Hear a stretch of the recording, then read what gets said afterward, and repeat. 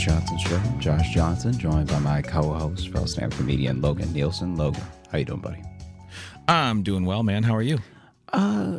Yeah, I'm good. Doing all right. That's fine. I'm doing well, man. How are you? Yes. Yeah. You know? I am here and I am alive. Yeah.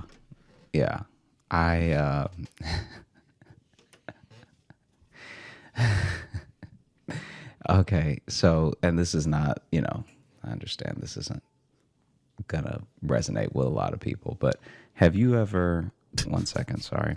Have you ever been through a major storm? Oh, yeah. Okay, what were some of the major storms that you went through in life so far? Do you remember them by name? No, because the ones we get in the Midwest don't get names because they just happen a lot. You just get tornadoes and you get blizzards. There was in Chicago, the polar vortex. That was a big one because that was where it was like crazy cold, like a lot of snow, but also like the coldest it had like ever been in like 100 years or some shit. But so that's the one that had a name. But otherwise, out here it's just like reason to get in basement is what you that's what you get around here. Yeah. Okay. I feel like they can't know that stuff. They can't know it's like the worst storm in 100 years and it hasn't been this cold. It's like whenever they say that, I'm like, what are you going by? Like, I understand records. They have records. Yeah, but I'm telling you, man, I don't really trust our Doppler numbers radar against like someone who was just using like a regular mercury thermometer back in 1902. Well, they don't always go with that. But I mean, thermometers haven't really changed in how they work. So if it reads -7, it's -7. Like that's not just because it's digital doesn't mean it's different. I understand, but you can't tell me that the first thermometer that somebody made, they thought to go negative. Well, do you see what I'm saying? That's all I'm saying. I'm saying that like when I looked at thermometers when I was a kid, it started at 0. I never saw it go backwards. Sure, but also the question is, we're using a Celsius thermometer because that's different too. Yeah, but they still tell us in Fahrenheit. Right, I know, but I'm saying it would make sense if your thermometer ended at 0 if it was Celsius, because that'd be freezing in Celsius, Yeah. Listen, I understand the point you're trying to make. You're an idiot, but no.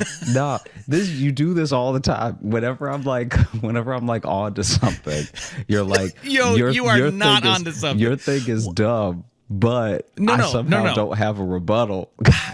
Because my rebuttal would be the boring nature of just getting into how the weather records are kept. I used to work in TV news, so I worked with meteorologists and stuff too. I understand, part of why they always say it's our worst storm in 100 years, because that's where our records go back to. It's not because they're like, oh, definitely this is the one. It's just that's like they've been keeping those meteorological records since that time. Yes, predictions have gotten different, but they can, after the fact, they know how to measuring how a storm affected after the fact hasn't changed much. There's other stuff, but they know precipitation, that way of measuring has existed for a long time. I'm totally with you. Sure. I'm just saying, I'm not even talking about predictions. I'm talking about when they say, oh man, nothing is hit this hard in 200 years or whatever. Even the records, I'm just saying the records were kept in a way that was poorer than what we do now.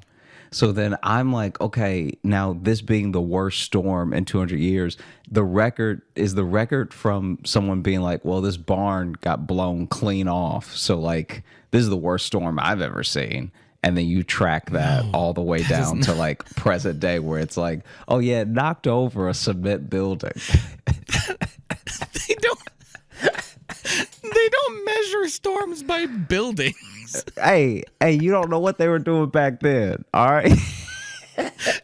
Yes, we do have the records of how they measure. No, the records, okay. See, and then this is what you do. When I have valid points, you just go, nah. and repeat what I say, I don't go, but in nah, a dumb I go, guy nah, voice. nah. You go, nah. Ooh, building. Like that's how you respond. And you always act like that's a valid rebuttal. 100%. Okay. Yeah. Yeah. You're a confident fool. That's what you are. No, you are the fool. All right. You're the fucking fool. You are a fool. Okay. You are a goddamn fool. Remember that. All right. Before you go to sleep tonight, remember, I'm a fool. Before your eyes close. I think every time I Foolishly, sign on to these I am a calls, because I'm like, fool. this is what I've done. This is what I've chosen to do with my life. You are a fool. You're a fucking fool. You fool. Remember that. So anyway, the whole reason I bring it up is because there was this storm. Let me see. I think it was Kansas. There was a storm that hit Kansas really bad. This is and this like recently? No. This is years ago. Okay, but I was gonna say if it like just happened, cut in this part because this just seems rude. No. Just hear me out. So basically, the storm hit Kansas, right? Yeah.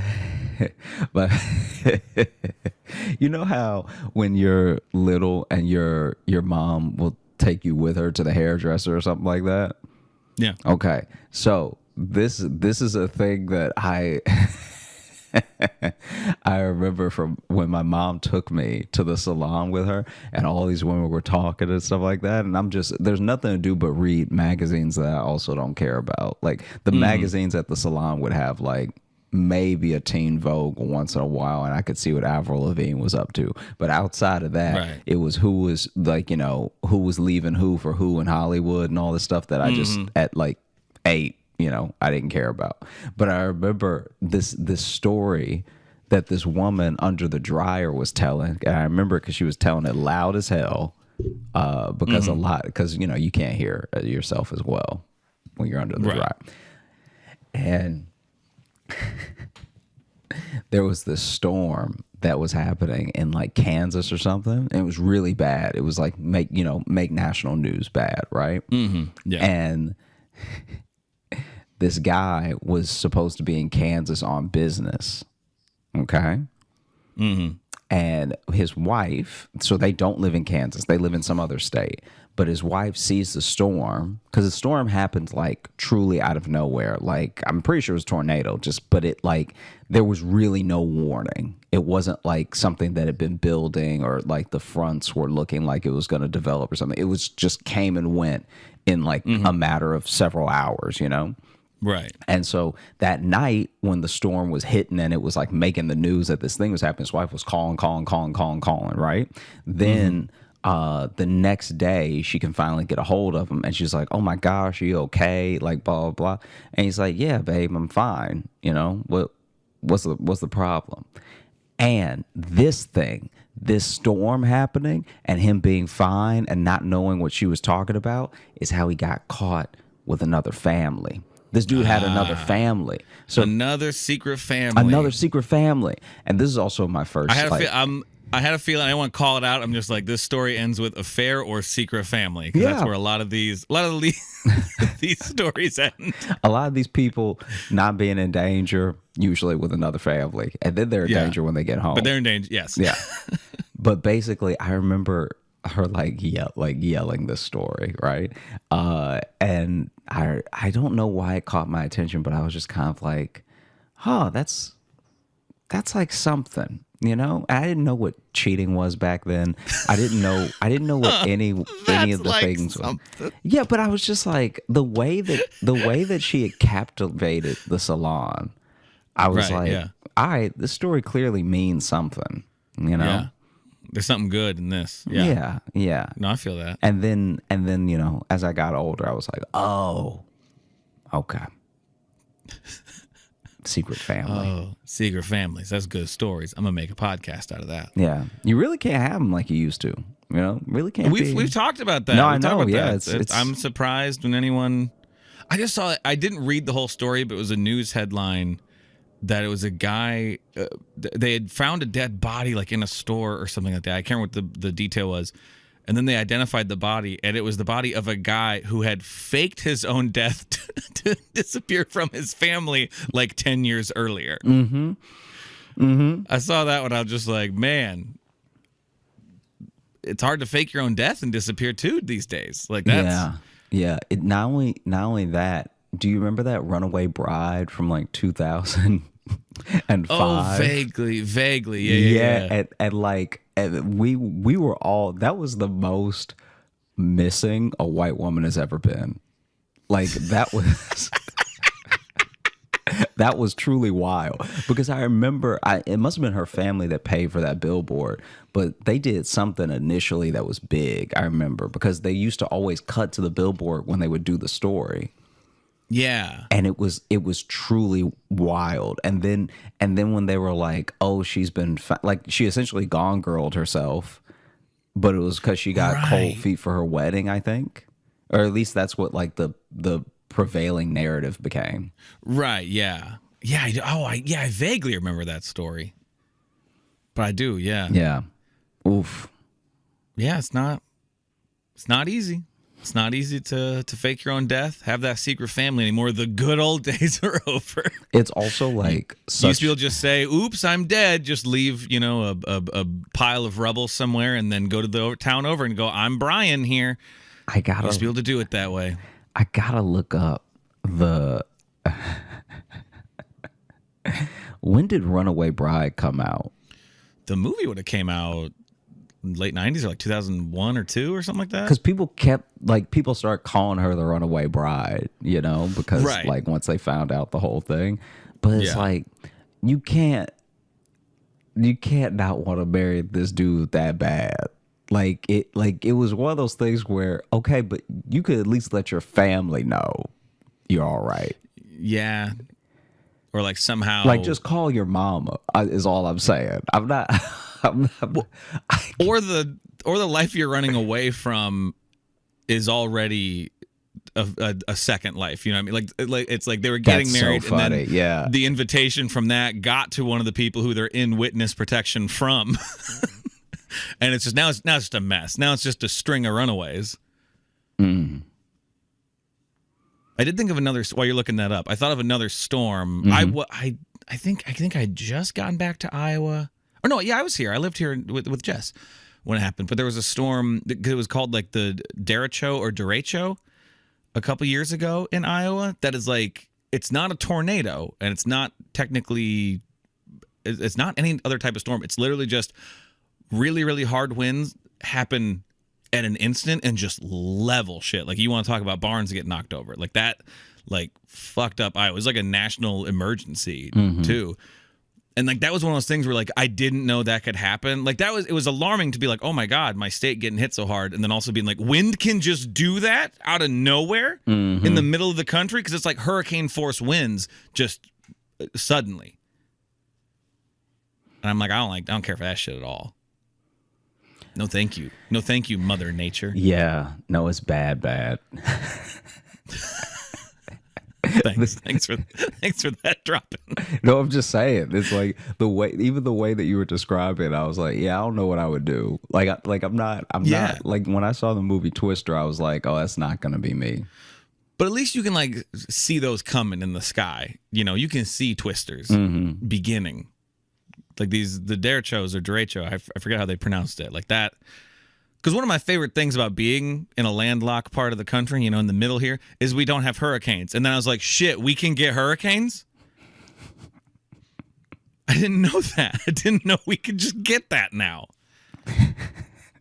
It is like, yeah. What do you call it? Is it the boom cyclone when it's like a tornado of snow? I'm not sure what that's called.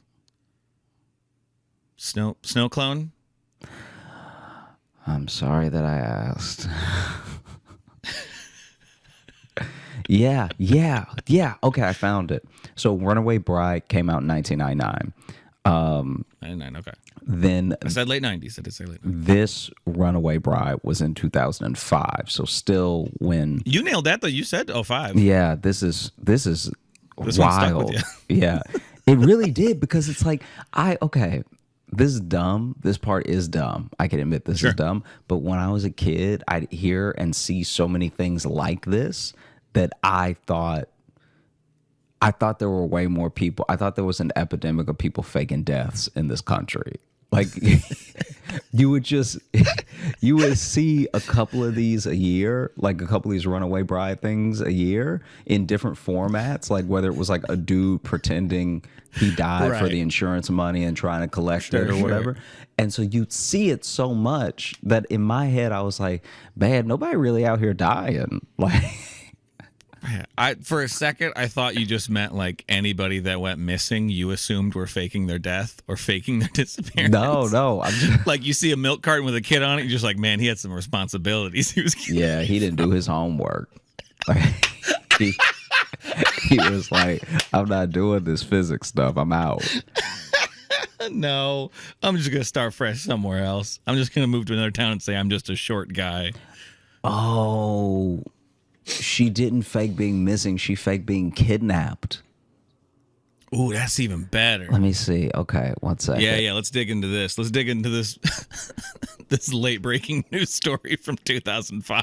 Yeah. Okay. Well, it says so. Her name. We're talking Twisters and Runaway Brides, and it's not a '90s movie roundup. That's it. It's her name's Jennifer Wilbanks, and her husband Greg Hudson split in April after 11 years together. And this is from 2000. Oh, this is from last year. It was supposed to be a lavish wedding with 28 members of the bridal party. And what do you mean it was from last year? What do you mean by this that? article's from last year? Oh, this is just like a recapping of the story. Yeah. This recap is from last year. Okay. So right now I'm reading from people.com. Oh, reputable news source. Yeah. Just shout out to People. Okay. Casting the widest net in news. Yeah. Oh, we cover People.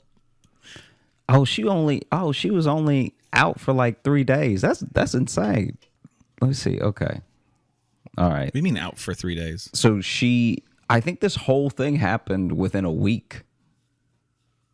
This wasn't like a weeks long search for her. Didn't overstay its welcome. Yeah. Okay, let's see.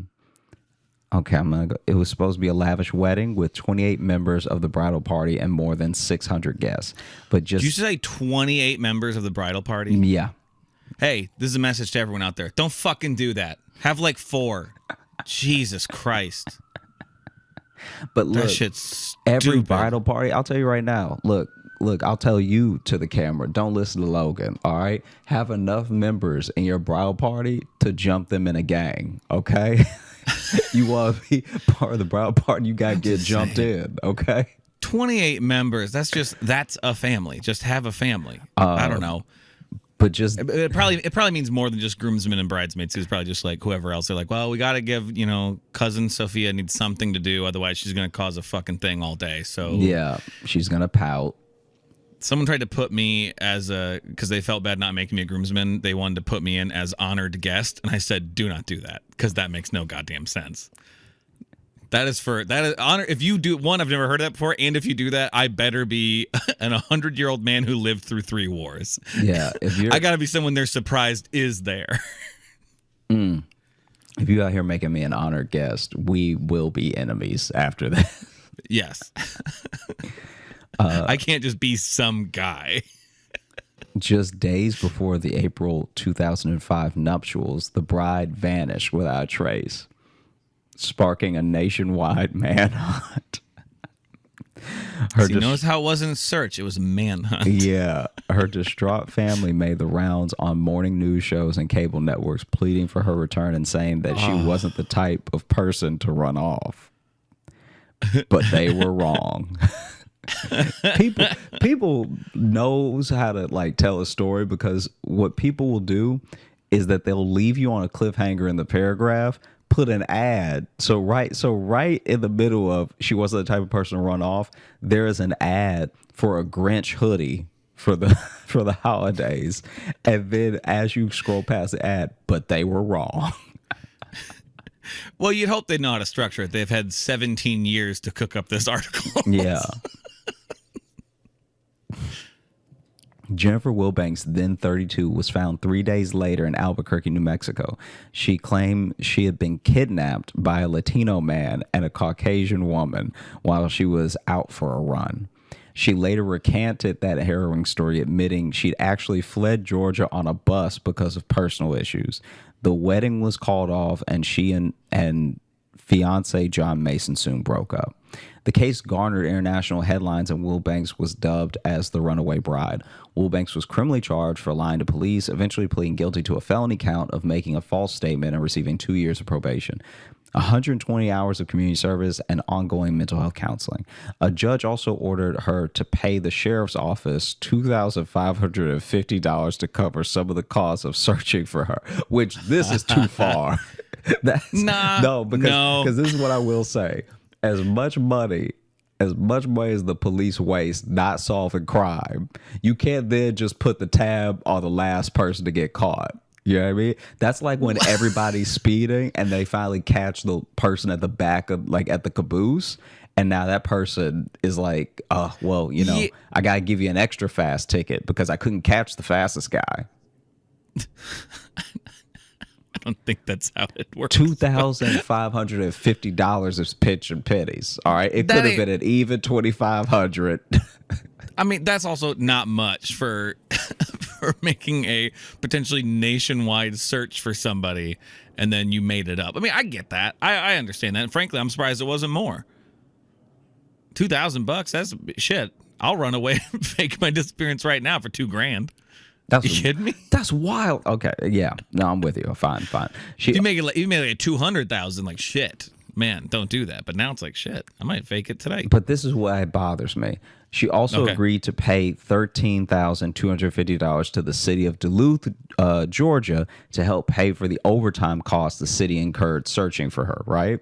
So it's like you got to pay the sheriff specifically for their little $2,500. And what's the $2,500 for, really? Because you didn't find her. So whatever y'all were doing wasn't working. Feeding all them search dogs.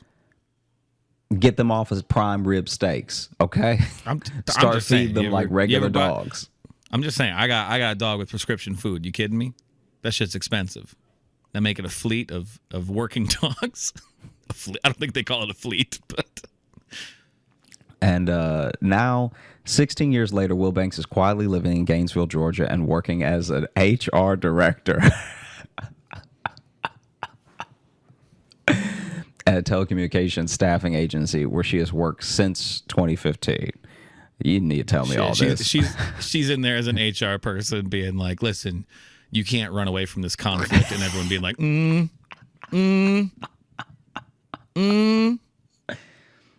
Can't I?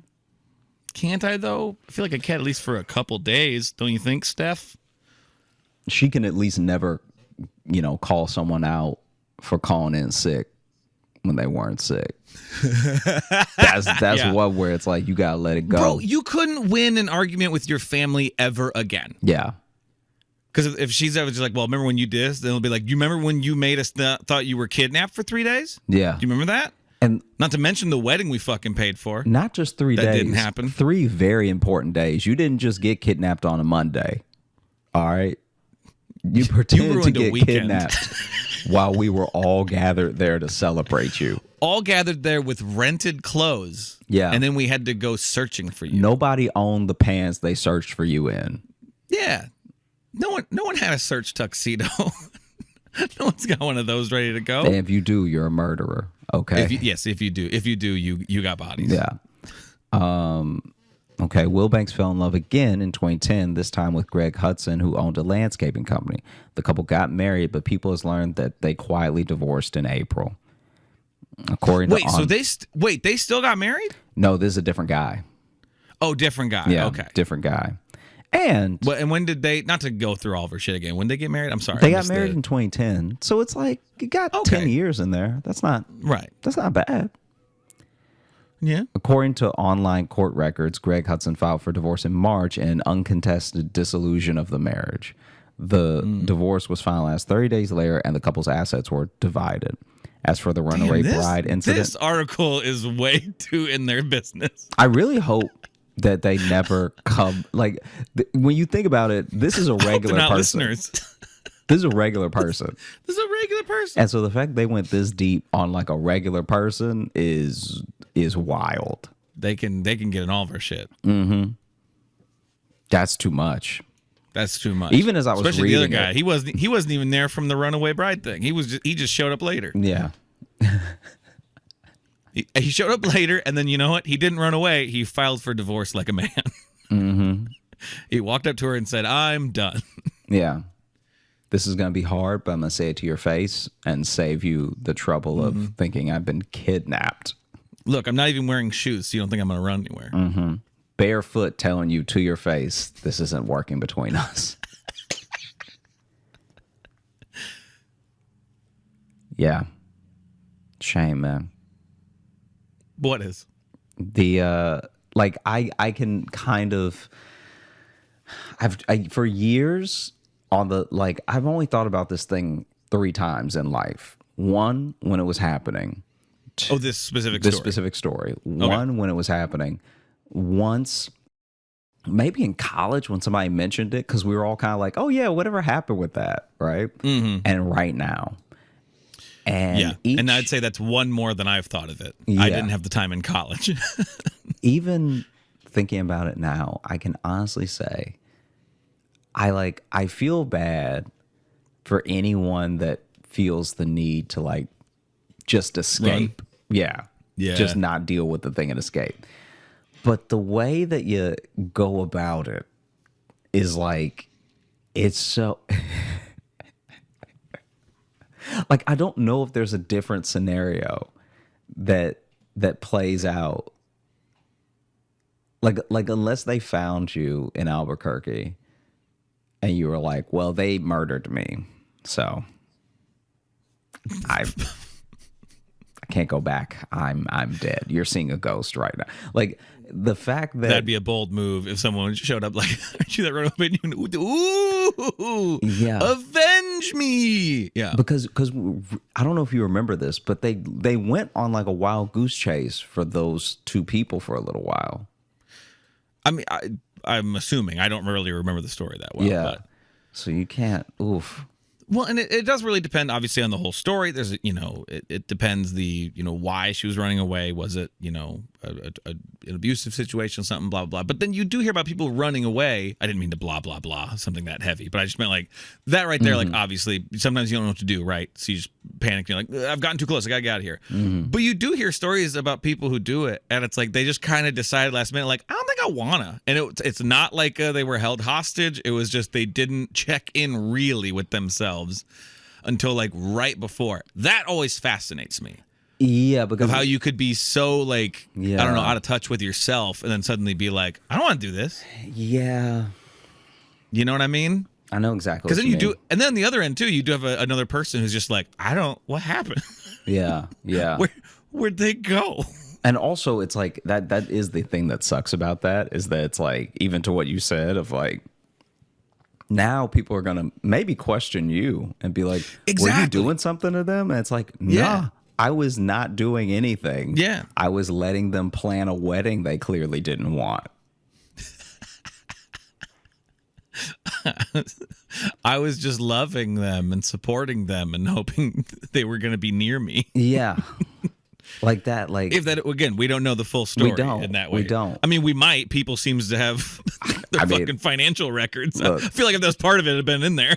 I will say, if this dude that she ran from is in any way a bad man, there have been multiple years and opportunities and distance to be like, oh yeah, I was just running from him. That I think people would like identify with way more.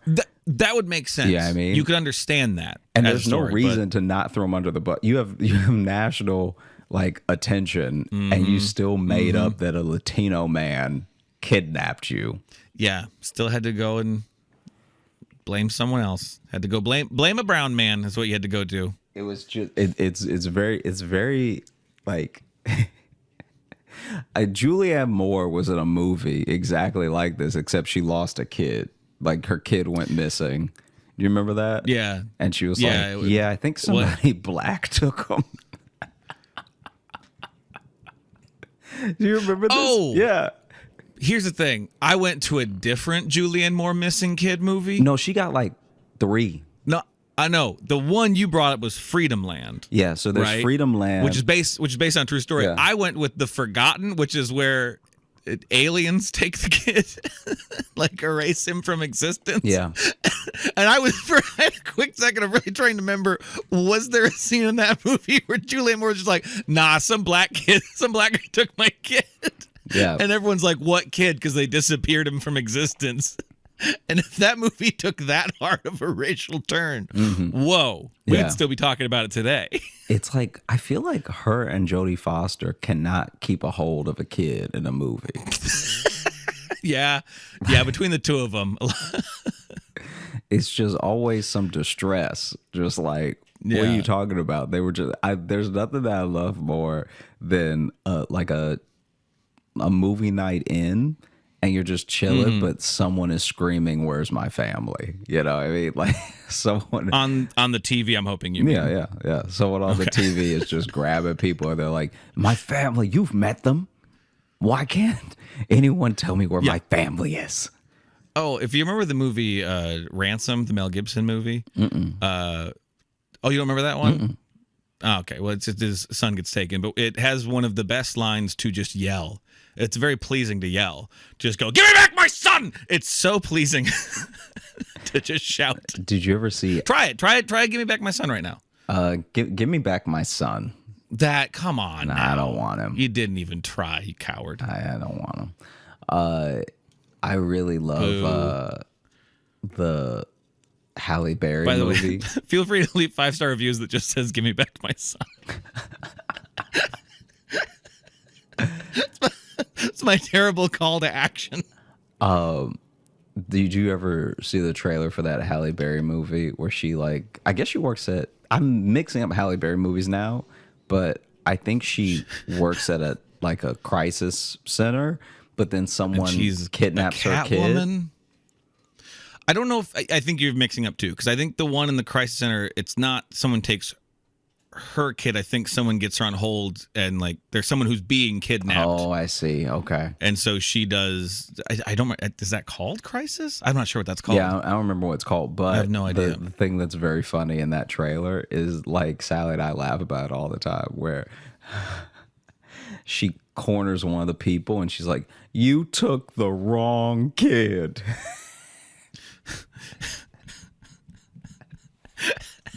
As if there would have been a kid, she'd have been fine with them taking. It's like there's a kid that's like, nobody really likes Tyson anyway, so.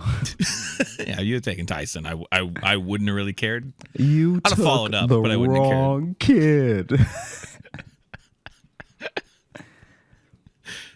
Oh man. Mm-hmm. Wow, we went on some turns there. Yeah. I don't even know. I don't even know where all that came from. I mean, I wanted to tell you about the salon thing for a little while, but you mentioned magazines and stuff at the salons. Do you remember highlights? Did you ever have highlights? I didn't get the fun ones. No, I just didn't get the boner for highlights that everyone else had. I was just like, all right, it's there.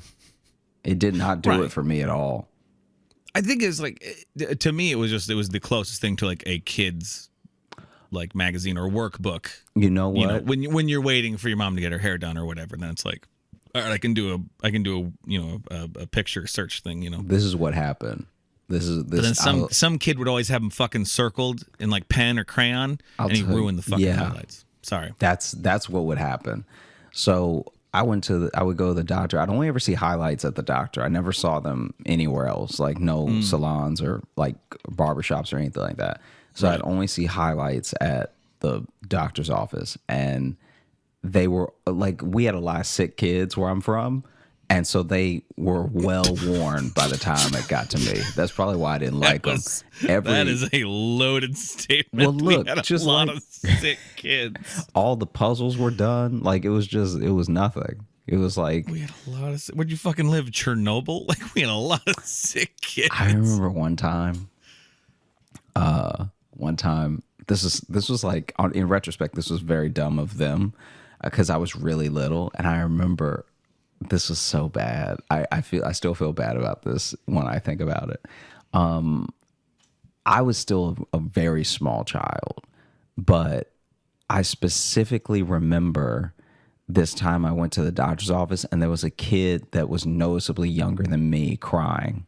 And the kid was crying because the kid was going to need a shot.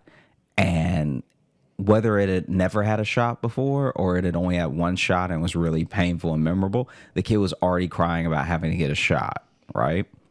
Okay. And so then the parent looked at me and was like, tell her getting a shot's not that bad. And I was like, yeah. It's like I was trying to repeat the thing of like, yeah, it's not that bad. Like it's okay, right? And she slightly stopped crying a little bit, and then looked at me. And the mom was just like trying to get me to vamp about how shots weren't that bad. But I don't know, because I'm also like a kid, so I don't know what else to say. Like the first thing I said was just repeating what you said, And so then she's like, oh, come on. And so I was like, yeah, it's quick and it's over, really fast. And she's like, really? And I was like, yeah. I have to get them sometimes, like for medicine, or like I just start talking, right? But now she stopped crying. So now the mom is just like nodding and smiling and everything. And then I can't remember what I said, but out of nowhere, I was just like, yeah. And I mean, the last shot I got, the needle was only this big. And I have no. For the listener, Josh held up a very wide space between his fingers. Yeah, I just held up my fingers further than my head is apart. Which if you're a little kid would like go through your arm. Yeah. And so then I was just like, yeah, it's only like this big, and her eyes got wide and she freaked out and started screaming and crying more than she was before. And the mom, like, she wasn't rude or anything, but she looked at me like, you were doing so well until that last thing, which is Didn't also stick like the landing there. Which is like, I just let it weigh on me, because even my mom then jumped in, was like I think she put her hand over my mouth or something. Like,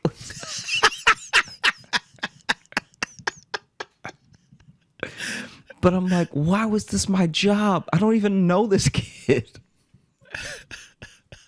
Yeah, why is the bedside manner on me? I don't work here.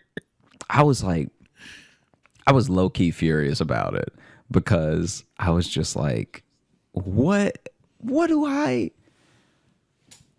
supposed to do? Yeah. Yeah, it's weird to put that on you. Mm-hmm. Oh, it was horrible. I still think about it sometimes. Anytime I see like a little kid cry in public, I'm like, oh, I did that once. Like I made that happen to someone. I one time they were trying to get, I don't remember if it was like a checkup or if I was sick with something. They were doing blood work. I don't remember exactly why I was there. Oh, I think I had like strep throat or something. I think I was pretty sick. Mm-hmm. And so they had to take a blood sample, but I was so dehydrated they couldn't get enough blood out of me. They couldn't, so they had to stick me like 8 times. They had to do like several times in both arms, and then they had to go. They had to go to the veins in my hand. He took his headphones out.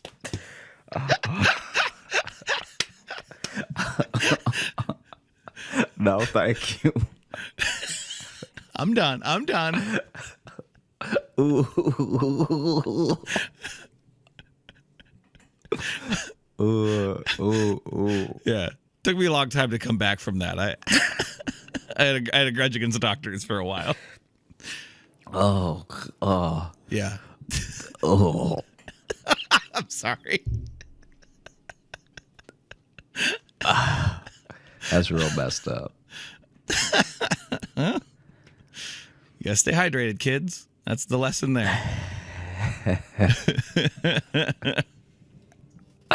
One time, well, when I was at the doctor, I was still like relatively young, but I wasn't little anymore. I was maybe like early teens, and it's just funny because when you're a young teenager, you're getting to see older teenagers which feel like grown-ups to you, and then younger kids Right. which feel like Yeah. itty-bitty children to you, right?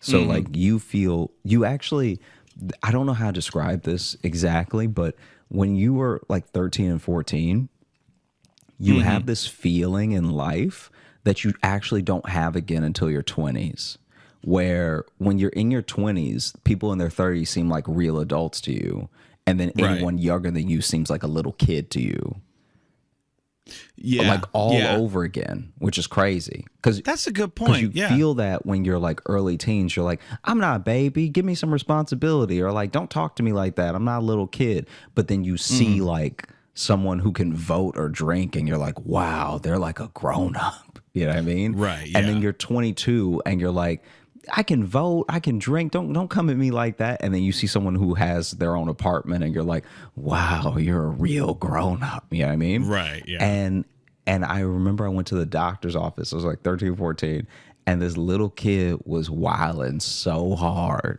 okay, that I think they needed to give him a shot or something, and the door to the office wasn't all the way closed. So as I'm passing by, I see them like struggling with this kid, and right as the doctor was like about to give him the shot, the kid wiggled just right and got a foot loose from the nurse, and like, not even intentionally, but kicked the doctor right in the balls.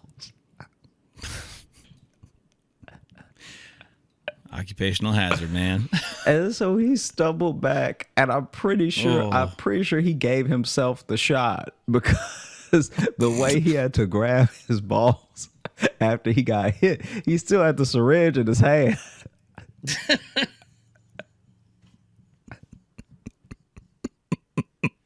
So that dude got kicked in the balls and a shot of penicillin at the same time. Well,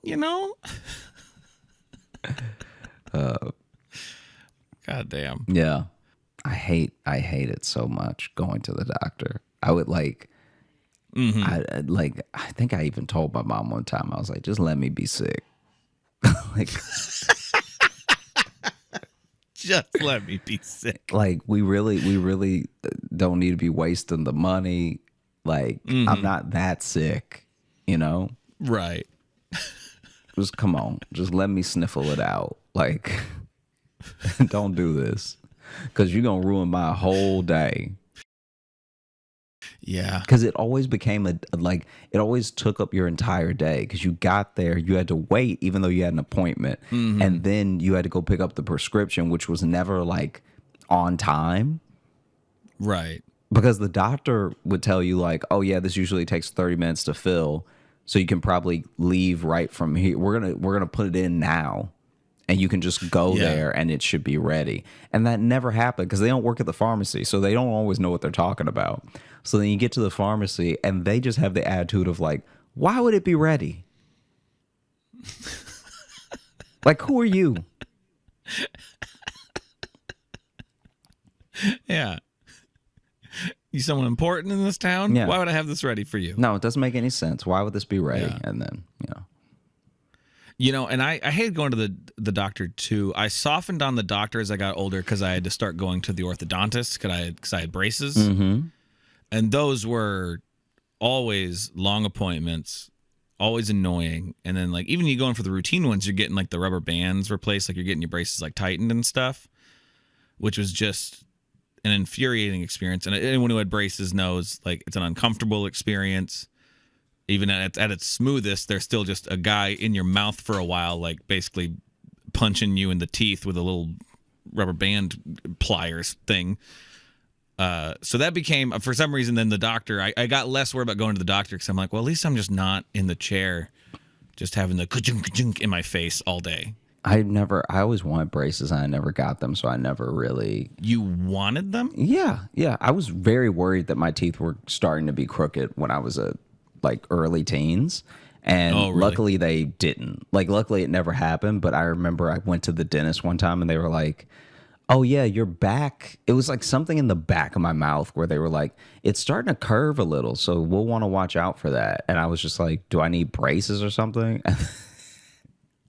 My dentist. This is wild. I don't know if this makes him like an honest man or if he was just this nonchalant because he didn't care. But I asked him if I needed braces, and he was like, couldn't hurt. I mean, and I get what he meant, but I was just like, right. I asked you a yes or no question based off something you just told me. Yeah. Yeah, we eventually had to just tell the orthodontist to take them off because I had them on for too long.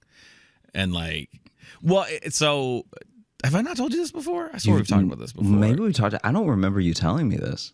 Okay, because you're supposed to have like braces on average for like 3 years at most. You want like 2 to 3 years is like ideal, unless your like teeth are really fucked up. And mine were pretty fucked up. I had pretty fucked up teeth because I had to have.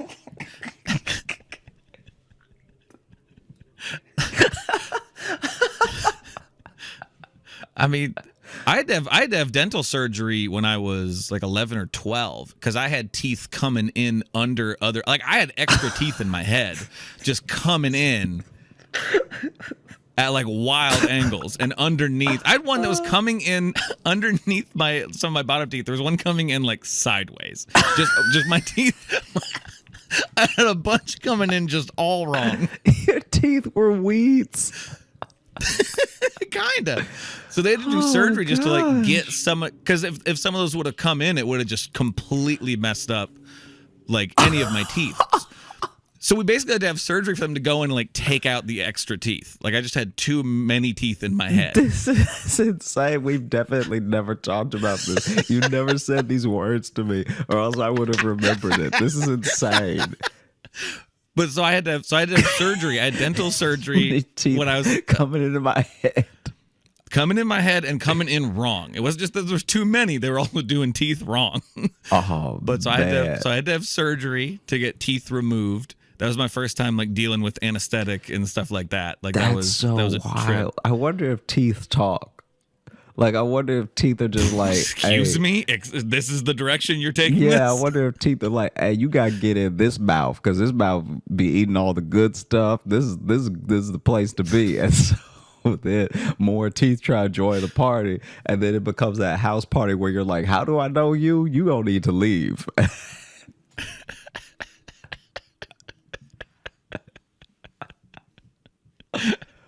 What? Yeah. Okay. They also, I can't believe they told me this because again, I'm like 11. Mm-hmm. And I know they got to tell the risks, but like tell my parents, don't tell me. I'm a kid. What am I going to do except for freak out? But they straight up told me that one of the teeth they were taking out was next to an artery. And they're like, yeah, if we hit that, that'll be really bad. And I'm like, why would you, even as a kid, I was like, why tell me that? I can't do anything. There's no papers for me to sign. I'm 11. Like, what are you doing? But it was fine. But then I had to get braces and to sort out the remaining teeth. Yeah, they just to fence them up, to put them in line. No more parties. Yeah. Fun's over. Okay. and like braces really helped. Made my teeth way better because like I had like some like my back teeth like weren't touching right. Like my mouth was messed up as a little kid. I don't like really remember it, but when I think of the reason why I had the surgery, I'm like, man, my teeth must have been screwed. I just think about your teeth clapping. I think I had teeth coming in behind like other teeth on that's like what one of I my mean. rows. It's like yeah. your teeth were trying to take a family photo. And they trying to find their window. They were oh. It was like I had two sets of adult teeth coming in. Like I just, because these were all my adult teeth coming in. These weren't baby teeth still. Okay, this is the darkest scenario. You may need to cut this. Okay. Do you know? Yeah. If maybe. Yeah. You're a twin. Because maybe you ever hear about those people? You ever hear about those people that absorb their twin? That's why I have extra teeth. I think that might have been your twin trying to bite your mouth. Is that I absorbed a twin? It's possible. There are twins on both sides of my family. Yeah, I think that maybe you're a twin, and there's supposed to be 4 Nielsen boys, but trying to bite. You know what I mean? Like was trying to hey, I'm here too. Listen, I've always been a performer. I don't like to share the spotlight. So. Yeah. So you went ahead and sucked up all the nutrients. Give me them teeth. No, but then I had braces for like 4 years, and it got to the point to where they were then because like I still don't have the gaps in my top and bottom rows of teeth. The gaps don't line up perfectly, and that was like the last thing the orthodontist was working on. But how he wanted me to do that, and I think I've talked about this before on the show, but he wanted me to have a rubber band that ran diagonal across my mouth, so it went from this tooth up here to over here, and I just couldn't like really talk, and you couldn't eat. I mean, you'd have to take it out and whatever, but they just wanted me to be having a rubber band just across my mouth at all times, which just felt weird because then it's just pulling your jaw over. And then eventually we literally just went to the orthodontist, and my mom was like, okay, listen, where we started and where we're at now, way better. Because before, this kid's mouth was fucked. So let's just call it a game. Let's quit while we're ahead, and let's take this sucker off. Because braces are expensive, too. And we had them on for like an extra year than we needed. And I understand that braces are expensive, so I'm not asking this question in like a sarcastic way. But you get the braces, you can't like, you can't rent them or anything, right? So like, once you have them on, they're yours, right? Like, does it cost more to have them on longer than a shorter amount of time? The upkeep to go and have them, because you have to get them tightened all the time. You have to replace the rubber bands. I mean, now I think braces, even just in the time since I've had them, have gotten way more simpler. But because they glue them onto your teeth and stuff too. So the way they take them off is they just break them. I heard that. I heard about they just that. go. That was an uncomfortable experience. They just go in and they just basically twist them all and just pop them off your teeth, which seems like, I don't know, seems like a real goal line stand by the teeth at that. You know what I mean? How's the glue fare? How's the glue fare when they pop them off? Just snaps.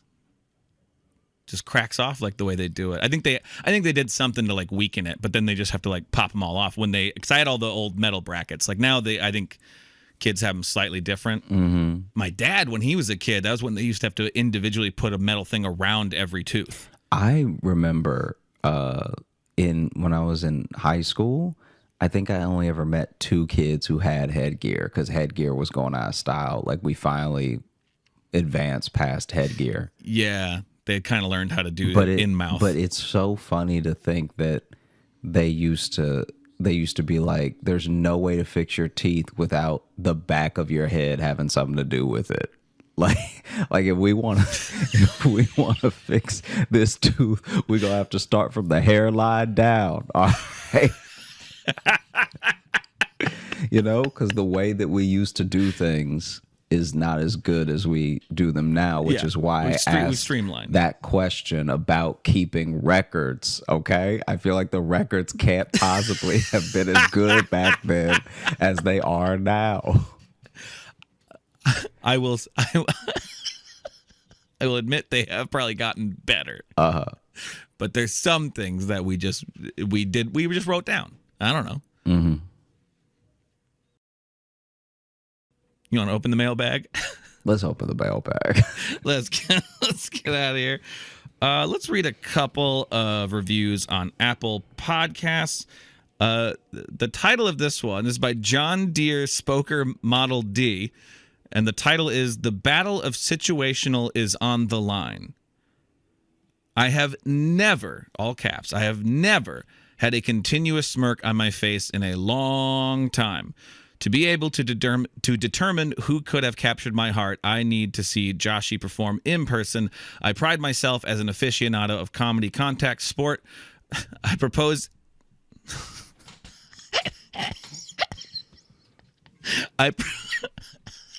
I propose a cage match between Paula Poundstone and Josh Johnson.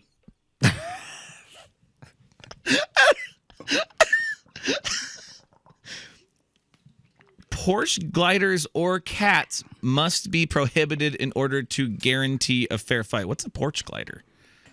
I don't know. Is that one of those like hang gliders you like sit in? I think maybe. I don't know. It sounds racist. Yeah, it doesn't sound great. To guarantee a fair fight. I don't know what that means. I'm gonna look it up. I just want to see what that is. Oh, it's just a porch swing. Oh, I forget. Okay, but not the ones that like hang from the ceiling, but the ones that just have the like kind of rocking chair I'm with motion. You. Yeah, yeah. Okay, I didn't realize people called those gliders. Yeah. I guess. Now, one, love the idea of you fighting Paula Poundstone. Nothing against her, but what an event that would be. I'd pay DirecTV money for that. Mm-hmm. I'm not sure how the porch swing or the cats come into play, but they also must be prohibited. So for some reason, these two things aren't allowed. I mean, this person clearly thinks I would break a porch glider over Paula Poundstone's head. Hitting her and her cats. Interesting. Thank you for that comment, John Deere Spoker Model D. And then this one here, this is from, they've listed their name as I Choose Privacy, which is great because then in the review, they immediately say their name. That's fantastic. I Choose Privacy. And the title of this 5-star review is Episode Idea. Hey, y'all, my name is Emma, and I love the show. Anyway, you should do an episode on Karens. Karens, okay. Okay. We'll put that in the bag. We may have to look up some. I feel like there's plenty of fodder there. Oh, yeah. I think there's plenty of stories we can find on that situation. Yeah. So I choose privacy. Hey, my name's Emma. I love that turn of events. Mm-hmm.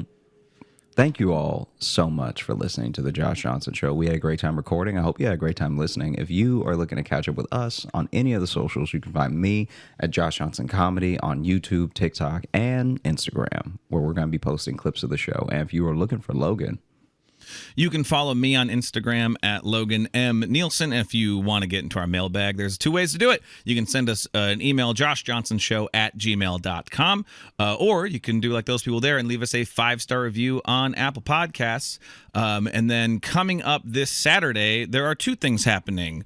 One, there is our last virtual live show of the year. So ticket link will be down below. I believe that's 6 p.m. Eastern time over Zoom. They've been really fun to do all year. So come join us for the I was about to say kickoff, but send off of 2022. And then also, speaking of the send off of 2022, this Saturday I will close the submissions for the best of 2022 episodes. I'm going to close that this Saturday evening, 11:59 p.m. I guess probably Central Time, because that's when it is for me.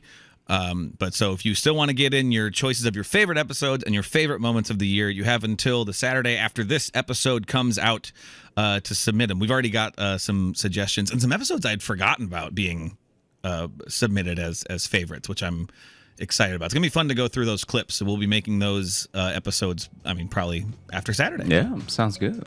Well, thank you all so much. I hope you have a great rest of the day and an incredible weekend. Take care. Hey, thanks so much for watching. Please like and subscribe. It really supports the channel. Hit the bell notification because apparently it's the only way YouTube will tell you that something happened. And just tell a friend. That's the biggest thing you could do. Just tell one person in your life that you like, maybe you don't like, that this video happened to you. We release the podcast every Thursday on all the podcast apps, so you should find us there and subscribe on those and comment and leave reviews and whatever on all of them. And also, if you want bonus stuff, you can join our Patreon, patreon.com/Josh Johnson Show. We have bonus podcasts and videos and stuff there, and we'd love to see you.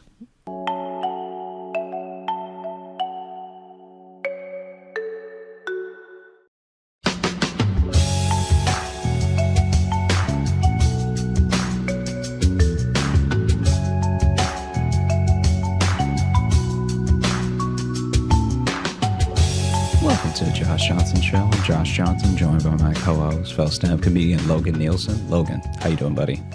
I am doing all right, man. How are you? I'm doing okay, man. I did a school show at a school last night, and it was really good.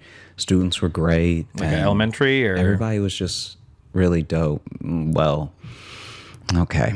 You just said school. Everyone knows you meant college. I'm just goofing. Gosh, no, I'm with you. But just in case, I don't need those problems of someone hitting me up and being like, "Our elementary school would love to have a clown come and do his thing. Bring some joy to the children." I wonder what an elementary would pay for some lunchtime stand up. I think you have to ask what they pay the teachers and then go lower from there. Shit, I'm going higher from there. Oh yeah. I'm giving them a break. Okay. I'm gonna do for a teacher's day pay plus tips. That's right. I'm hoping I want them to encourage the children to leave tips. Okay, so this is my thing. I try to have a real day of it, right? Because the actual show wasn't going to be until 8. Okay. And the train from New York to DC is about, 3 hours or something? Okay. And so in my head, I was like, you know what I'm going to do? Yeah. I'm going to make like a full day out of it. And if Sally and I weren't going to Australia, I would have tried to get Sally to come, but I know she had errands to run and to pack and stuff like that. Right. But basically, I got up early, went to the station, made the train by 5 minutes, which is my favorite.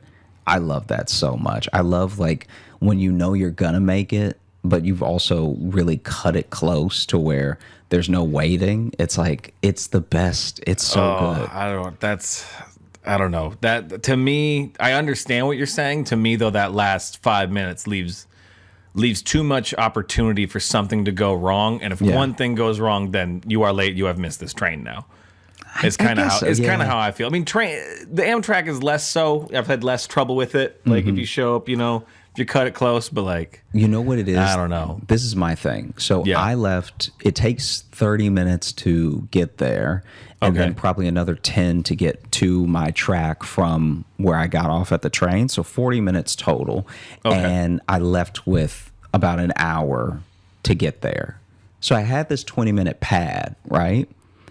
And at one point the train was stopped. And at another point, I was like, should I get some snacks? Should I not? And so it wasn't a 5 minutes of desperation. It was a 5 minutes of by the time I sat down in my seat, there were still 5 minutes before the train took off. So when I say to spare, I don't mean I almost missed it. I probably made it by 10 minutes. But okay, you had 5 minutes to indulge. I had 5 minutes to watch people panic. I had 5 minutes to really feel like I was better than everyone. I'm here so early. Yeah. And didn't I plan ahead like a good boy? And the train ride over, because I mentioned this when we were doing our virtual live show for the patrons and stuff. That we just did, by the way. And we do every month. Come on through. Here's a little ad, huh? There you go. And sure enough, my man, this is, okay.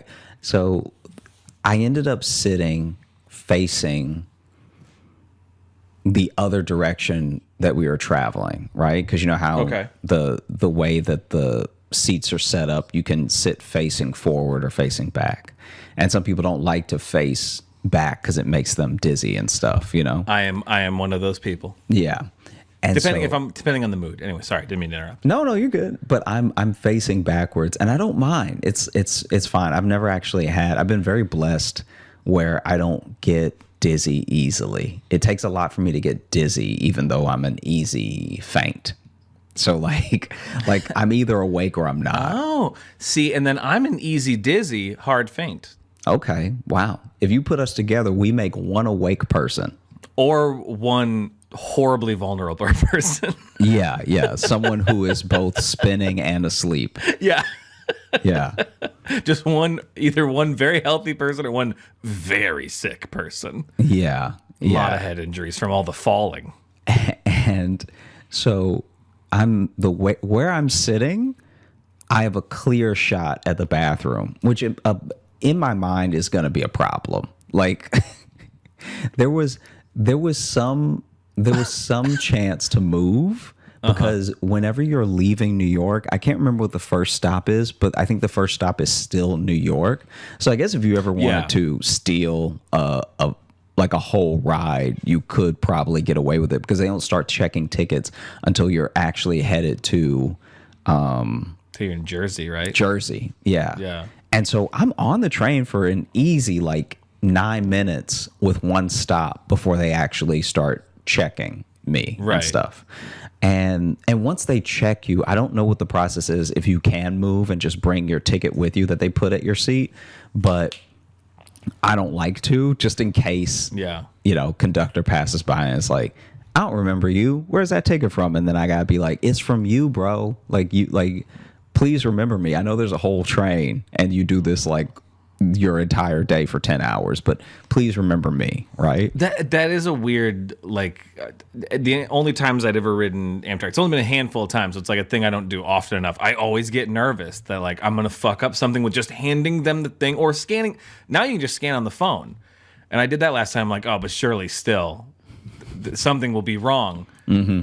Because they usually put like the little ticket above you. And then I'm like, well, what if that falls? And they're going to be like, you got to get off. Yeah. I always have a little panic for that. Yeah. And it's the oldest form of transportation I use. It's also because I don't ride horses. Even if something really bad happened and they didn't remember you and your ticket fell and it went under a seat and they still want to take your money. So they would still let you buy another ticket that would probably only be more affordable now that you're closer. And it might just be like whatever you have in your pockets. And we'll let you stay on this train. Listen, if you want to stay on this train, you're going to have to pay us $19 because we are almost at your destination. Yeah. By the way, sorry if you're hearing a lot of clacking and walking around. My dog's getting restless. I won't dig into this next. We're talking about trains, and I love talking about trains. But she just had surgery. So I brought all my gear upstairs to hang out with her. But she walks around, and it's all hardwood floor up here, so you can probably hear clickety clack of beagles walking around on my mic here. So anyway, that's why I'm looking around. I'm darting around like someone's sneaking up on me, but I'm just trying to keep track of my healing canine. Anyway, sorry. Go ahead. Trains. Yeah, heal up, Maddie. All right. Prayers up, okay? Bro, she's got some gnarly scars. She got cut up. Jeez. Oh my gosh. I mean, they had to, I guess, sorry, we are talking about now, but she had a big old tumor on her side. She had to get cut out. Well, and they even said too, like, it had grown enough that some muscle had gotten intertwined with it, which was okay. They could easily do that. But they said when it heals, there's a good chance she'll just have a divot. That she'll have a little golf fairway divot in her side where she got a little speed bump. I'm excited for you to take Maddie to a dog park and just her talking to the other dogs and being like, so were you in Nam or what happened? Like, bro, she's been through some shit. Because she had 3 different bladder surgeries, I mean, years ago. Mm-hmm. She's had this lump we got removed. She had it removed 4 years ago. Mm-hmm. And they said it might grow back, and it did. And then she had a second one in her neck that we took out too. And we also took off a cyst on her back that had gotten bigger. That one wasn't cancerous, but they're like, hey, if we got her under. So she's just got a big old, like, her whole back is shaved in like a weird, like, jigsaw puzzle, basically. Yeah. And then her neck shaved too. And I was telling you before we got on mic, like, it's hard because then we can't really put a cone on her because then it will rub against the one on her neck, and also she could still scratch that with her foot. Mm-hmm. So I just been putting shirts on my dog, and she doesn't really like wearing shirts. So I do get a lot of stares. There's a lot of just staring at me. Yeah. Of like, what have you done? Yeah. What have you done to my life? You know this isn't right. Yeah. This isn't right. I don't like it. Mm-hmm. Did you see the picture? I'm going to send it to you right now. Did you see the picture when I first got her home? I posted it on Instagram. You'll just appreciate the fucking look she's given me. I'm gonna text it to you right now. Because I've never seen a dog be like, why so much in a picture. Just look at this fucking demon stare that she gives me. Oh, you guys send that to the people. You gotta put that in the show notes. It's on my Instagram. If you go to my Instagram, you'll see it. But it is a I will destroy you stare. Wow, I've never heard a dog curse before, but she is right now in my head when I look at that picture. Well, it's because we picked her up for having her gone all day and then immediately put a shirt on her. And she's like, first you do this, and now I gotta wear clothes, which you know I fucking don't like. Yeah. This whole day has been unnatural. And I used to be a wolf. Yeah. I just assume they think that anytime we do anything dumb to them, they just in their heads go, I used to hunt. I like the idea that there's like hotep dogs that are like, see, what happened was the white man, because we used to be wolves, right? And then the white man came along and tried to get us to push him, to pull him, to push him in his work. So then his work became our work. All right. You hear me? Do you hear me? Do you hear me? All right. So I'm not doing what when he says sit, I stand. When he says stay, I go. All right. I'm not really about that. Okay. And best believe anybody step to me, he can get bit. All right. You're going to have to put me down. But if you put me down, best believe you won't put all of us down. They'll never put all of us down. We didn't land in the dog park. Dog park landed on us. Let me tell you something right now, because that's the thing with dogs as well. Where anytime people act like they've been the deciding factor in the full change in the dog's life, I'm like, all right, yeah, but as an animal, it was going to get along on its own, like in some form. You know what I mean? Like for every breed outside the breeds that we've completely made up, you know, there's a couple ones with the snouts that can't breathe, and we did that. That was us. Yeah. You know what I mean? Yeah. I think everything else though, we ruined them. Like anytime you see a dog that's like deeply, and especially as a puppy, I'm talking about like puppies, deeply out of shape, that was you.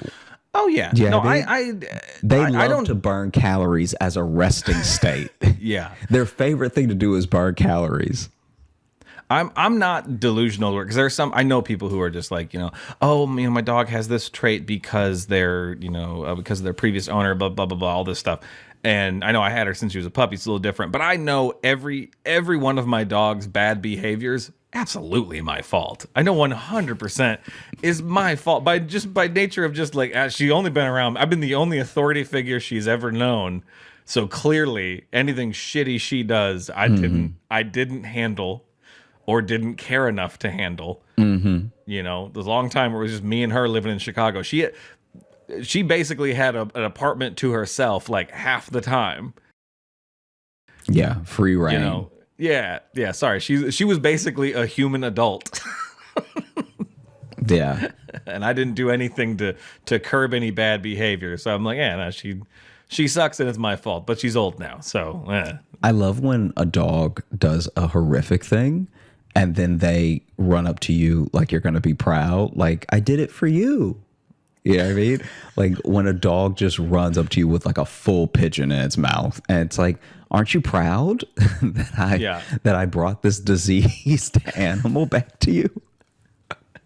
Well, that's why I love. She's so bad at catching stuff. The one time she did catch something, she just looked surprised. Yeah. I think I told it on the show before, but she caught a possum and she was just like, and you could see in her eyes the thought was, I don't know what to do now. So it's never gotten this far. Last night, Chance saw a raccoon, which is literally just built like him. Like he's a fat Shiba. And it's just him. Raccoon's going to be about the size of him. Yeah. Yeah. And just different colors, but still it was trying to get into a bag. And Sally told me he saw it and just was amped and was like really talking all of that good shit from across the fence. Like, was that his first raccoon he's seen that you know of? Okay, yeah. Because it's funny when you see a dog see their first something. Mm-hmm.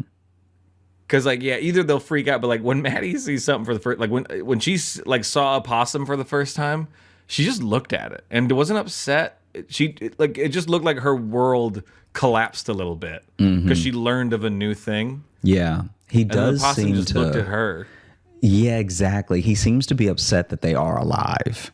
He would love to unalive them, like at every turn. Right. Yeah.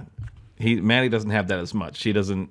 She likes to chase, but she doesn't. If something stops running, she will just like. She had a rabbit one time that I think I've told this before too, but she snuck up on it and was like 6 inches away. The rabbit just didn't run, and then she just looked at me and she's like, "I don't," and then just walked away.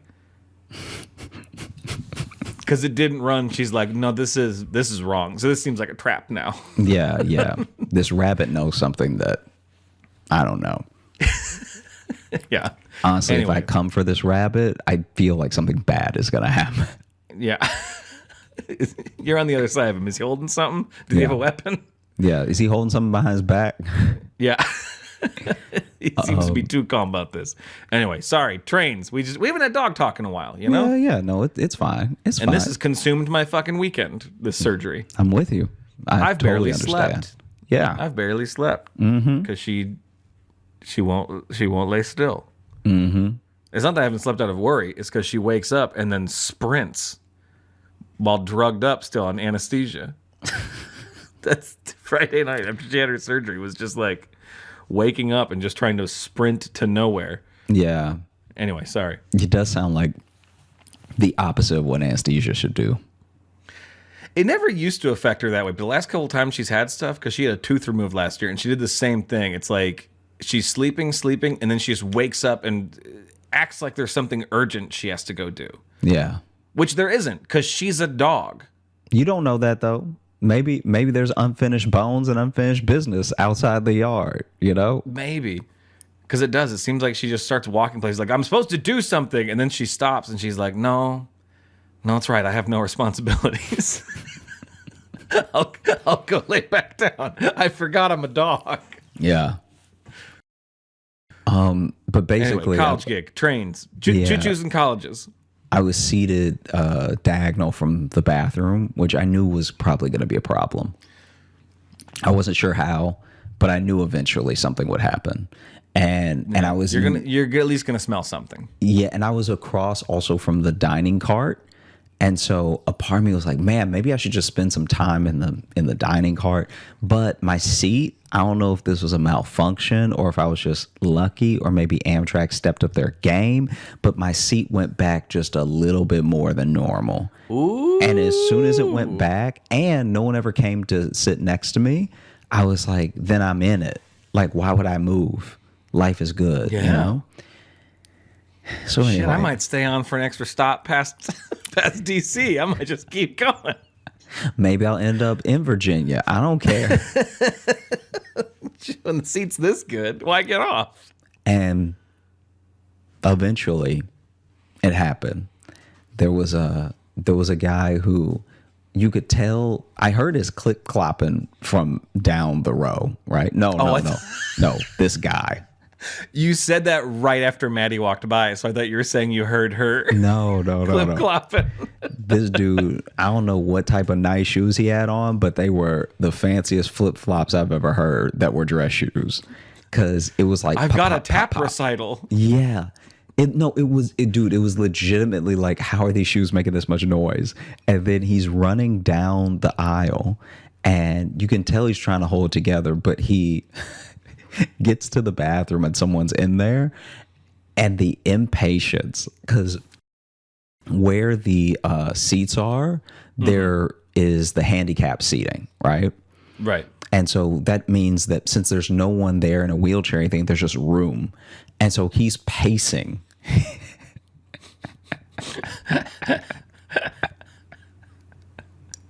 This man is pacing back and forth on the train. And then eventually the person gets out and he goes in. And I forgot all about him. Punches him in the mouth.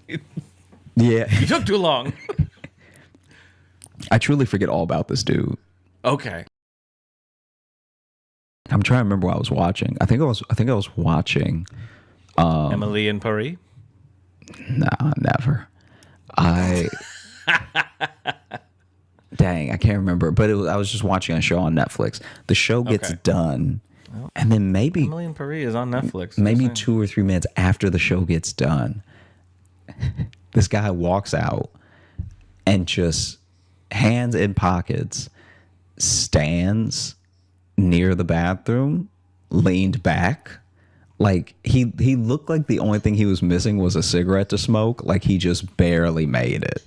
Like his whole life flashed before his eyes or something. Because the level of relaxed that he was when he walked out. Oh, it was relaxed. Okay, Yeah. I thought it was hands in pockets, like shameful. No. I saw like hands in pockets, head down, being like, how do I live like this? It's hard to see someone more on top of the world than he was. Oh, good for him. It's rare. It's rare Good that for you see him. someone so content that he leaned his back on the wall. Wow, so unencumbered. So uncovered, and then he just clip-clopped back to wherever his seat was. And I was like, man, Like he's a horse. what ecstasy must this man have experienced? Because a part of me was like, maybe he used the bathroom, or maybe he just did drugs in there, because it was Yeah, it maybe he was just such did a heroin. change in him. It was truly such a change, and it also took so long that I'm like, all right, Yeah, because you said you're watching a show. yeah, 30-minute or 45-minute. no, How long was 30 the minute, episode? yeah, 30 minutes. Okay, because I'd say it's depending if it was like an hour-long drama, yeah. then like he was getting after it. Yeah. Legit in the bathroom for what had to be 33 minutes. And that's a little too long. I mean, he had time to do both. Poop and heroin? Is what Yeah. you're saying? Neither one of them take that long. I mean, if you want to enjoy them. Nobody boo-boos a whole episode of Seinfeld with the commercials and then walks out happy. I mean, yeah, definitely doesn't walk out, because usually if you do it that long, your legs are asleep. Yeah. You So it crawl takes you a out. second. You got to stand there at least being like, ooh, getting the tingles out. When I was on the Amtrak, though, the food offered Okay. is not. Well, that's the end of it. It's not food. Yeah. Okay. Yeah, I've never looked in this specifically in the dining car, In the dining car where you buy the food that they Okay. provide. because I've never looked in there. I've never seen. Mm-hmm. Okay, what do they got? What's on the fake menu? There's a microwave pizza that I'm pretty sure is like a one that you get in a grocery store. So I guess some people would consider that real, but I feel like because you don't control the microwave. Existing and real are different things. Yeah. You know what I mean? Because it's not a real pizza and you're not going to No. feel good, right? No, I've had those. They're not good no matter what. Yeah. They at best they are there. And the person, to their credit, the person that works the Amtrak train that is firing them up for you and everything in the microwave is following the instructions. But the instructions, this is what people don't understand about microwavable foods that are kind of faux foods, is that you have to come up with your own Faux. instructions. You know? You have Yeah. to tinker You do. diligently, and you have to understand your microwave. You have to understand your dinner that you're having through that TV dinner, and you have to know, okay, am I a low wattage? Am I a medium? If I'm a medium, is it 3 minutes or is it 3.5? Okay. Some people break it down to such a science that they'll put that microwave on 325 and have whatever their TV dinner is coming out perfect. Because Yeah. they've eaten it so much that now they realize, like, okay, 330, a little too hot, a little dry, you know? Yeah. Which is a great combination of victory and sadness. Mm-hmm. Because you're like, I nailed this. But you're just like, I'm too good at microwaving these. Because in all the time that you got good at microwaving these, possibly, potentially, I'm not saying you have to, but you could Have gotten married. have figured out, oh, okay, went two very different directions.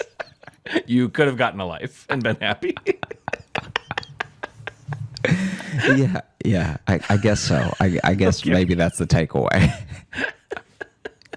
Then the other thing is a hamburger that is actually way more depressing. What was your other path, though, that you could have gone down? If you gotten so good at it, in that time you could have. Oh, found a fruit that you really like. Oh yeah. Okay. Like a fruit that you like roll with, like in the amount of times it takes you to really get down to an exact second and wattage of what this TV dinner should be to come out tasting good. You could have tried mango. You could have tried an apple. You could have tried so many things to be like, hey, this is the fruit that I roll with. You know? Yeah. Because once you have that perfect timing down, it means that it has to be the last time you ever have it. Mm-hmm. You know what I mean? You're just like, wow, this is a science now. Mm-hmm. I can never buy these again. Yeah. Yeah. I perfected this art form. It is time to move on to another medium. Mm-hmm. Which is microwave burgers. So was this like a straight up like 7-Eleven burger? Kinda. Yeah. It did not look it looked like dry, and it looked like it's finally gotten to the point where the general public is as exhausted with processed stuff as doctors. Because it used to be if you went on and on about processed foods, you sounded like a health nut. And now you're just right. Like now they finally come out with a couple burgers where it's like, no, Yeah. that's not even a good shape. You shouldn't have no burger. I'll go out on a limb right now and say no matter processed, unprocessed, grass-fed, grass-finished, I don't care if you put butter on any of that. No burger should be triangle. Yeah. And I'm not saying that one was triangle. I'm just saying that the roundness to corners ratio was off. Let's just say no corners generally. If you're not going to Wendy's, no corners. If you're not going to Wendy's, no corners. All right. I don't want to eat a baseball diamond. Okay. I think it's a fair rule. Because Wendy's are the only ones that can do corners. Exactly. Now you're messing up because Wendy's even had to take a step back and be like, okay, what is the bread to meat ratio? Yes. How many bites are people going to be missing meat for? Yeah. And I feel people typing already that, oh, White Castle has corners too, and White Castle is trash. Okay. I don't mean to start this war right now. Ooh. I don't mean, I know. I feel them coming. I know. Fighting words. I know. They're not good. I don't like them. I don't like White Castle. I might have had it too late in life, though. I never had White Castle until I was like in my mid-20s, and I was like, oh, okay. That's probably the problem. I remember. I was in my mid-20s and not on drugs, so... Yeah, I remember you were the one when I moved to Chicago who explained White Castle to me. I did? Because I had never had it. It's not anywhere else I've lived. Well, see, but it was never where I lived either. I never had it until we would already known each other for a few years where I had it. For a few years? Because you were the one that told me it was a thing. New York. I mean, I knew it existed. I knew what people liked about it. I'd never had it. I didn't know what it was. Someone had said White Castle, and I was like, okay, how about this? I thought it's gonna sound so dumb. I'm really did think White Castle was medieval times.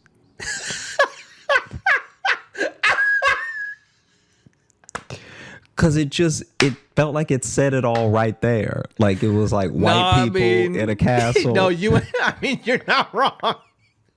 Medieval times is White Castle. Yeah, I was like, all right, that's like what white people will do sometimes. They'll go to the medieval thing, and it's.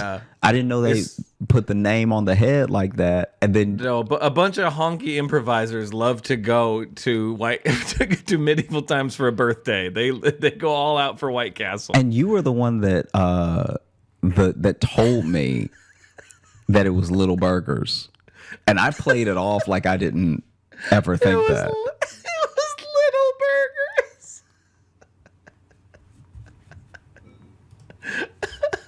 You guys want to go down to Little Burger? I'm just saying, like, because the way. Okay. No, we never had them either. I never had them. I think from where I live right now, I think they had one in like Cedar Rapids. You know, and this is basically near where I grew up, and we just didn't have them. I knew of them, but I'd never had them ever. Now, are you talking about White Castle or medieval times? White Castle. I've never been to medieval times. Oh, okay. I've should been go to medieval times. That'd be fun. We absolutely should. That'd be a good time. I've been to things like medieval times, like that are offshoots kind of thing. Like a Renaissance fair? Well, not just that. I mean, literally, like the type of restaurant. We went to one in Florida that was medieval times, basically, but it was pirates. And dude, it kicked ass. Really? Because in the middle, instead of it being like the big, like dirt, courtyard thing, instead it was a big ass pool with a pirate ship in it, and then on the pirate ship were a bunch of trampolines and stuff, and they were all like acrobats instead of like knights, but they were all dressed like pirates. They would swing in from different corners and then do like flipping stunts and stuff, and it would be a lot like medieval times, where instead of jousting though, it would be this big like sword fight with them doing acrobatics, and they would get eliminated one by one, and like you were assigned, like your section was cheering for one of the pirates. I don't remember what it was called. But it was like super fun to watch. That it was like sounds medieval dope. times. It was fucking rad. I don't remember what it was called, but it was really cool. Oh man. But yes, I've also been to Renaissance fairs. I've been to a couple of Renaissance fairs. I want to see like an earnest, like a real, like two people have a problem with each other fight at a Renaissance fair. Not a Renaissance fair where it's like, oh, we're gonna go at it as part of the performance. I mean, like People can sign up. like Jeffrey and Sean been had problems. And so they start throwing hands, like full on, like full on tights on everything, but then the hands getting thrown are real. Yeah. Just ye old Fight Club. Hey, that would be amazing, because then it's also cumbersome, because now you're not fighting in your best fighting clothes. Nope, Well, then they're like, get on this horse with this lance, and you're like, I've never done this. They're like, well, you got beef though, so figure it out. Dude, I don't even know where this is, but I've watched a few videos that they've made. There's a fight club in the woods. All right. Elaborate, please. There's a fight club in the woods where people go, and like it's like amateur boxing and amateur MMA and stuff, and they built an octagon out there and everything. And oh god, so it's like proper, not just. No, it's real. It's real. It's like, oh god, yeah, and oh no, and you would be surprised. It's actually handled really well, and the refs that they get are really good. Like the refs will call it off. The same rules as any like sanctioned event, but I'm pretty sure it's in the woods because this is all legal, right? So I'm just gonna see what happens when I type in "fight club in the woods" for Google. I'm pretty sure this is a purposely undisclosed location. Okay, so how'd you hear about it? You hear things when you talk to people about fights, and everybody talks about fights all the time. You hear about fights. Oh, so this is like some truly underground shit then. Yeah. Oh, and it's really well done. It's actually better done than you would imagine, because it's. Have you seen like footage of it or? Yeah. Okay. Anyway. There was a guy that showed up one time. Nope. What? Nope. You can't just anyway. What? Is this something I can look up, or can you send me? I'll see if I can find one for you. Okay. You don't gotta do it right now, but Yeah. I wanna know what Fight Club in the Woods is all about. Yeah. I think you're gonna be disappointed because it's very professionally done. Like the only thing. Yeah, but still, just doing a sanctioned fight also in the woods is kind of funny to me. Yeah. It's got a real air of like Tekken to it, Not only does it feel like Tekken, some of it looks like Tekken, because as long as you're in the same, I'm pretty sure, as long as y'all want to fight, they'll let y'all fight. And there's this one dude. Oh, like old UFC rules. Yeah, and where you could be hundreds of pounds different. I don't know how. I've seen some weight differences. I don't know how egregious they let them get, but like it does seem there are some that are very one-sided, where you have to respect the heart of the other individual. Yeah, I mean, like maybe when you weigh them in for heart, they weigh in the same. But as far as bodies, no. Yeah, our weight class isn't weight; it's by passion. And there was one dude who especially sorry if this is the one that I find for you to send for you because I've only ever watched two, but he showed up. He showed up like he got the call, and he lives in the woods. And so he just walked out of his house because he had the most comfortable garb on. Like, I'm pretty sure he had on pajama pants and then slippers. And so this man is doing his footwork in slippers, countering punches in slippers. Real quick, I want you to imagine you're in the woods and then you encounter a man in slippers. And you encounter a man in a sweater, pajama pants, and slippers swinging. Like, because in that case, if you run into a man in a sweater, pajama pants, and slippers, the best case scenario is he was just teleported from somewhere else. It's unlikely, but that is your best case scenario. Worst case scenario is he is about to kill you. Yeah, I don't know if you greet him with champ. You know what I mean? It would be a surprise if he was a champion of something. Yeah. Whatever he's the champion in, the police have not found him yet. Yeah. And then some of them, I think, are barefoot. Some of them decide to have on some type of shoe, like a boxing shoe or something. But they'll also do them based on, I think, the discipline. So it is kind of like old UFC, where now, obviously, because all of MMA having some knowledge about every single discipline is for the best, you see a lot less of people showing up with one discipline as their primary, and there are still people that do that in the woods. Yeah. Like they show up and they're like, I'm just going to do Taekwondo. Yeah. Well, yeah, because early UFC, like MMA wasn't like super a thing yet. No, it didn't even exist. Yeah. Yeah. Early UFC wasn't, MMA wasn't a thing. It was literally fighting. You were the ultimate fighter. Yeah. You would just show up and know how to whatever box type of only. fight. Yeah. Whatever type of fight you wanted to do, you would fight someone. Mm-hmm. And then there you have it. It was really beautiful. And now everyone thinks that they do everything. Yeah. It was, I mean, beautiful's a word for it. I don't know.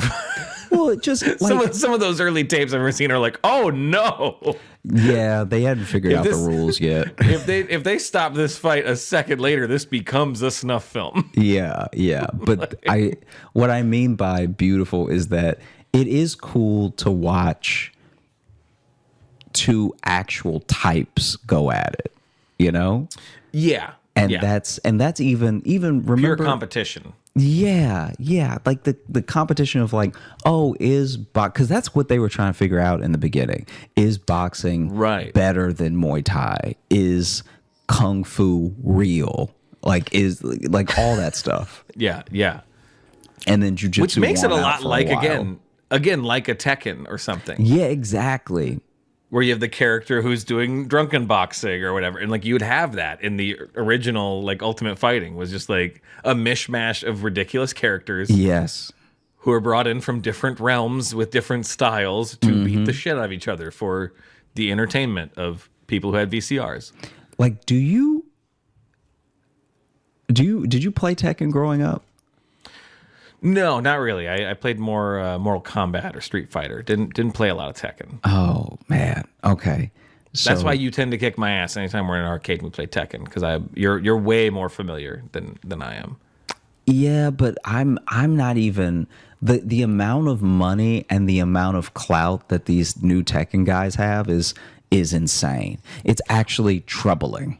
But we've watched some of the professional like Tekken are like, even though it's just a video game, you are kind of like, Jesus. Yeah, and the crowds, they'll sell out an arena. Yeah.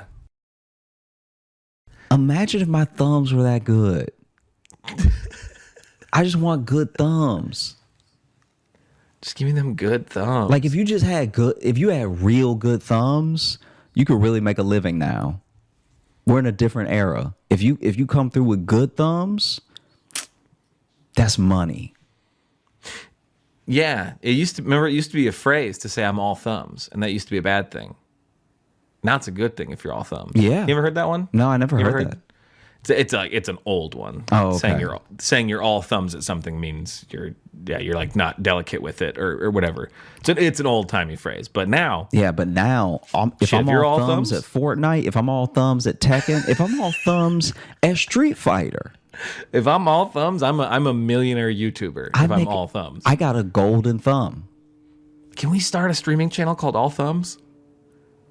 I mean, it probably would be pretty great. I think that'd be great. That'd be very fun. And we could do even like the old games, because you forget how, man, people who made games back in the day, so like Namco, Sega, all these places that made games back in the day didn't give a damn about kids. No. All those games were so hard. Like, so fucking hard. Like so hard. Past level 3, they were like unplayable. They just wanted your quarters. Yeah. They didn't want you to have a good time. They wanted your quarters. It was a shakedown. It was kind of being held upside down by your ankles. Yeah. Is what some of those games were. Which I meant to text you, actually, speaking of old games. The Nintendo Switch, which we play every now and then, we're together on the road. They just added GoldenEye. So I got GoldenEye now for us to... It looks like people about to get popped. Yeah. It's about to... Our next video game video we make for Patreon is about to be fucking petty. I don't even remember how to play. All slappers. Oh, I'm always bad, because it's always, especially the aiming is so horrible in that game. I'm never used to it, because I didn't own it when I was a kid, but all my friends had it. So I played it a lot, and we get used to it. But it's not one I have a muscle memory for. Oh. I am not all thumbs with GoldenEye. Yeah. In the good way. I'm all thumbs in the bad way. Yeah. It is funny how, do you remember the Nintendo 64 controller and how that was built? Yeah. It felt like a prank. Exactly. It's like, looking back on it, there's so much nostalgia for the cartridges and for the controllers and everything. But I remember when I got it for Christmas. Maybe I don't know. Maybe I was only a year late, but like I finally got one. I remember that and just being like blown away. And I got like 2 games with it, and I was just like, I was losing my mind, right? Yeah. And still though, when I was holding it, I was like, this doesn't seem right. This is Well, there's like 2 different ways to hold it, because you have the 3 like prongs. Like some games you kind of need to be in the middle on the thing. The other one you need to be sometimes on 2. I don't know. I always had to relearn how to use that controller every time, because I never owned one. But you owned an N64? I owned a Nintendo 64, and then I didn't own another gaming system for years, because it was just, I did not have the money. And finally I won a PS2. Oh, we talked about this on something. That was a video I think we did. Yeah, and then that was the last thing that I owned. What'd you win it in? What'd you win a PS2 doing? It was a walk run event or something. And I got the most signatures for like me doing 3 miles, or I'm trying to remember what it was.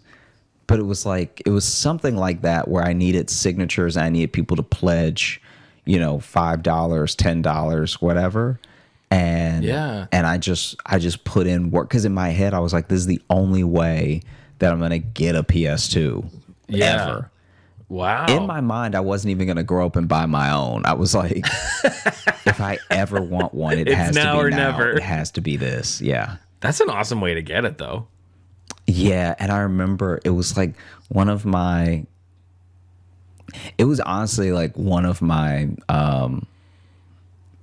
when you talk about top 100, because I won't put it in the top 10 because that sounds too sad, but like one of my top 100 favorite memories. Oh no, that was my camera. Your camera turning off? Yeah. But one of my top 100 just favorite memories, period. Yeah. Was in the video. We'll just put the wood guy from Tekken. Yeah, Moko-chan. On your half of the video, it'll be that guy. And I brought it home, and I remember it played DVDs, and up until then, my mom and I couldn't watch DVDs because we didn't have a DVD player. Oh, okay. And they were too expensive to buy, and so there were just all these movies that were passing us by. And I remember when my mom was so excited for me and how like happy I was and everything, that I don't remember if I borrowed it or if she bought it. We must have borrowed it because I don't remember watching it. Maybe she bought it. Anyway, we watched Spider-Man on my PS2. Ooh. And my mom was like, "Oh my gosh, this is so cool. Thank you for winning this, Josh." And I was like so proud. I was like, "Oh man, this is the coolest," you know? Because it was like, even my mom was like, "This is pretty dope." You know what I mean? That's a good story. I like that. Yeah. That was like, I think that was the thing that really was a turning point where I was like, anything to like take care of my mom or anything that my mom needed. I was like, ever like that, and then the groceries. So you kept buying her PS2s, and she's like, "Honey, this is not. Yeah, this isn't helping. This is not. You took the wrong thing from this. I don't need all these PlayStation 2s." Yeah, but no, I was like, bringing in the groceries for my mom one time, because one time I just surprised her because I was still fairly young. I was like kind of little, and we actually didn't get that much. And so she was getting out of the car and opening the door, you know, and when she turned around, I was right behind her with all 4 bags that I could not carry. Like I was just like, "Ah!" Like I was gonna give myself a hernia. And she was like, like it was so heartwarming for her that I was like, "Oh, then I need to do this all the time." And I think that PS2 thing really was like a turning point where I was like, "Oh yeah, I like taking care of my mom, and I like doing my best to like, I don't know how you describe it, but like anything I can do to spoil my mom, I'm always very excited to do, because it gives me that same feeling as I had with that PS2, because it wasn't that bad, but just not. This is gonna sound melodramatic, but like it was starting to affect me a little bit, of like not even having a DVD player, because now I don't even know what anyone's talking about. Like when it comes to you're missing movies, a lot of pop culture at that point, dude. It's like you don't want to ever not have money to the point where you're not from now. Do you know what I'm saying? Yeah, you're so broke you're from before. Yeah, I get that. Yeah, I get that. So that was one of my big things. Yeah, where I was like, that's so great too, because especially in that era of like the PlayStation 2, like that was the, you know, there was like a decade there where it was constantly talking about, you know, having video game systems like that were ruining children, you know, and there was, you know, putting time limits on it, making sure your kids weren't going to be psychos or whatever, you know what I mean? So the fact that you had the complete opposite experience where your mom was like, "This PlayStation 2 fucking rules." Yeah. That's it's like, it's really great that you had the opposite experience to that in every way. Yeah. Yeah. Absolutely. That your mom was like, "I'm so glad you got this." Yeah. Yeah. Because I mean, Tony Hawk Pro Skater, I was playing all of it. I was up on all of it by then. PS2 was a good system. PS2 was a really good system. And it's that easy. Was one. Some of my favorite games are still on that system. Yeah, it's easy to get nostalgic over it, but I think genuinely what also makes it great is someone pointed this out to me last month. Actually, it was while we were in Denver. A friend pointed out to me that one of the reasons we hold those games in such high regard is because it was our last time owning games. Like physical copies? Physical copies, because the thing that could happen, I'm not saying it's will, I'm not saying it's like some conspiracy theorist thing, but I'm just saying like what could actually happen now is that if something happened to like a database or a server or, you know, whatever with a gaming system, you might not be able to play a game that you own. Yeah, because especially now, like, you know, I'm even behind a little bit because I have a PS4 and not a PS5, and it's like I think I own 3 hard copies, but I own like a shitload of games on it. Like, yeah, if the computer decides I don't get those anymore, that's the decision. And updates. There were no updates. It was like they made a good game and then they put it out. I think it's also that was the perfect generation of where games started getting more, I guess, more specialized. I'm not sure what the right word is, but like they were getting, that's when we started having like the dual stick stuff. Like you started to doing, using one to move, one to look around kind of stuff was in that generation. And I realized if you miss that generation, people who didn't play games during that generation and you give them a game now, they freak out. They have no idea how to handle games now, because I've done that where I didn't realize, like, if you didn't grow up playing games and you try to sit down at a game now as like someone our age, your brain almost can't comprehend it. Yeah. And so much of it stems from like that era of console. You know what I mean? Absolutely. So it's like, if you didn't get used to it, because that's like Jess, even she gets, if anything first person or any game that has a camera that moves, she gets sick if she watches it. Yeah. Because she didn't play those games then. It's like you have to, because I'm like, why wouldn't you get motion sick? I've just done it for years. Yeah. No, I'm with you. I'm with you. Well, dude, are you ready to open up the mailbag? Give me 1 sec. We're about to do that. Hi, Jess. I heard her coming. Do you need to walk through quick? Because sometimes she's... I've got a fun story you guys could talk about.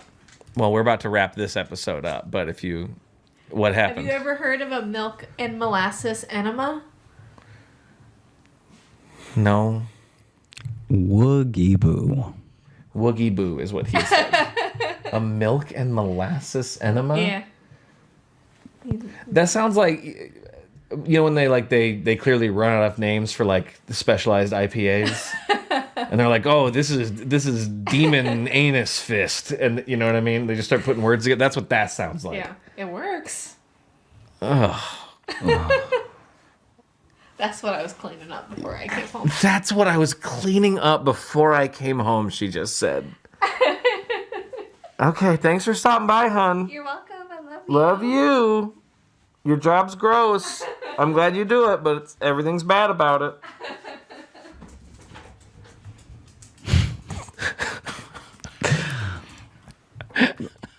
Should we keep that in the episode?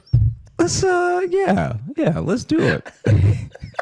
Let's oh God, open up the mailbag.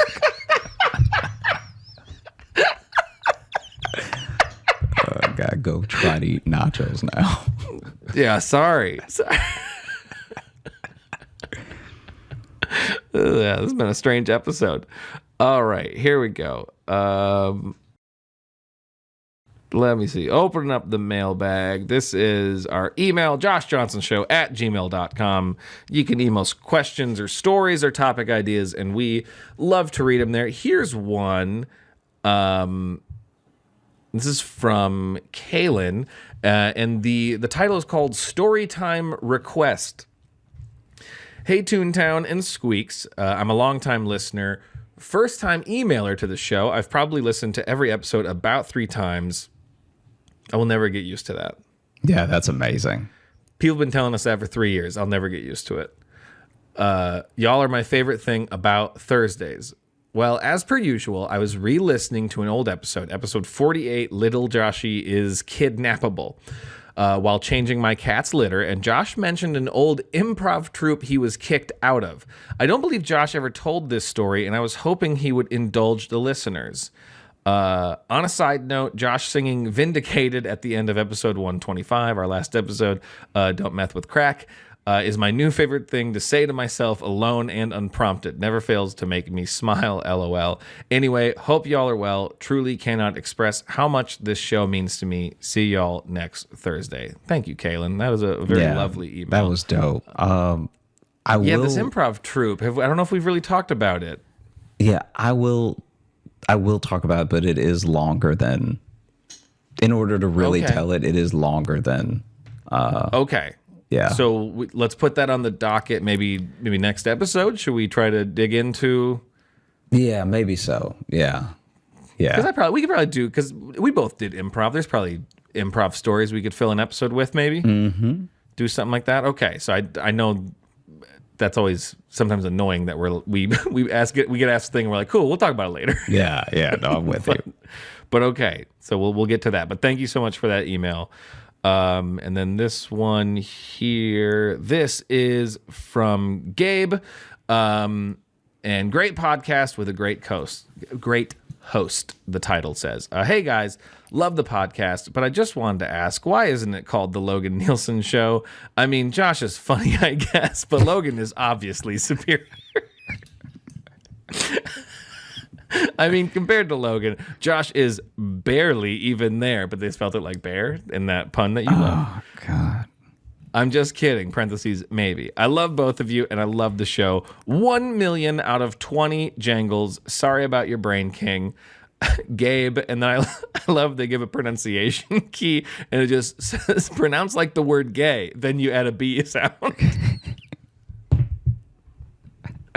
Wow. Thank you, Gabe. I appreciate that, because I know this episode 2 is going to get some hate because I talked a lot, and some people hate that. So some of our listeners are not a fan of me being a part of the show, but so I appreciate that. Yeah, and thank you so much, Gabe. And thank all of you. Thank you for listening to the Josh Johnson Show. We had a great time recording. I hope you had a great time listening. All that I ask of y'all in this episode is, if you enjoy the show, just tell one friend. Just tell a friend about it, so we can hopefully make more people laugh in the new year. Come out every Thursday, wherever you get your podcast. You already know that if you're listening. And if you're looking for Logan, you can follow me on Instagram at Logan M. Nielsen. And if you want bonus stuff that we do, because we make some videos, we do some side podcasts, we do a bunch of goofy stuff over at our Patreon, patreon.com/Josh Johnson Show. And like we mentioned earlier in the episode, we do monthly live shows. So come join us. We tell stories we've never told in the show before. We interact with people and have a generally chaotic time. We literally just finished recording January's before we started recording this. And it was one of the more off the rail ones we've had, I would say. yeah. It was pretty chaotic, but it's a whole different vibe over on that. And we're touring this year, so keep an eye on all the links are down. We put so many links down there. They all lead to important information. Yeah. How's that? Thank you all so much for listening. I hope you have a great rest of the day, and I hope you have a great weekend. And I hope you have a great trip to Australia, Josh. Thanks, man. Yeah, it's gonna be great. One assumes. I'd like to assume. There's so many spiders there. Don't. Hey, thanks so much for watching. Please like and subscribe. It really supports the channel. Hit the bell notification, because apparently it's the only way YouTube will tell you that something happened. And just tell a friend. That's the biggest thing you could do. Just tell one person in your life that you like, maybe you don't like, that this video happened to you. We release the podcast every Thursday on all the podcast apps, so you should find us there and subscribe on those and comment and leave reviews and whatever on all of them. And also, if you want bonus stuff, you can join our Patreon, patreon.com/Josh Johnson Show. We have bonus podcasts and videos and stuff there, and we'd love to see you.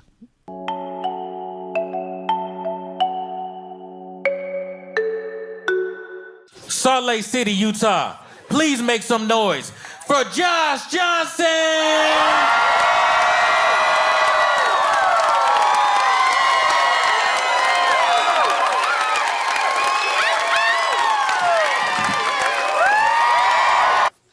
There's a lot of times when you're reading the news, going through all these stories that are deeply depressing. Every once in a while, you get something that's a little, I don't know, a little spark.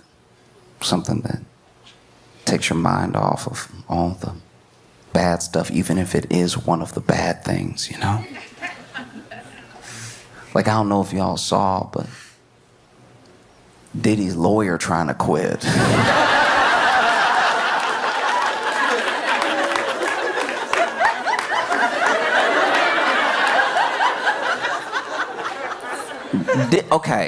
Diddy. If you're not familiar, Diddy is gonna be buried under a prison, but in the Constitution, for as long as we have one, there are things.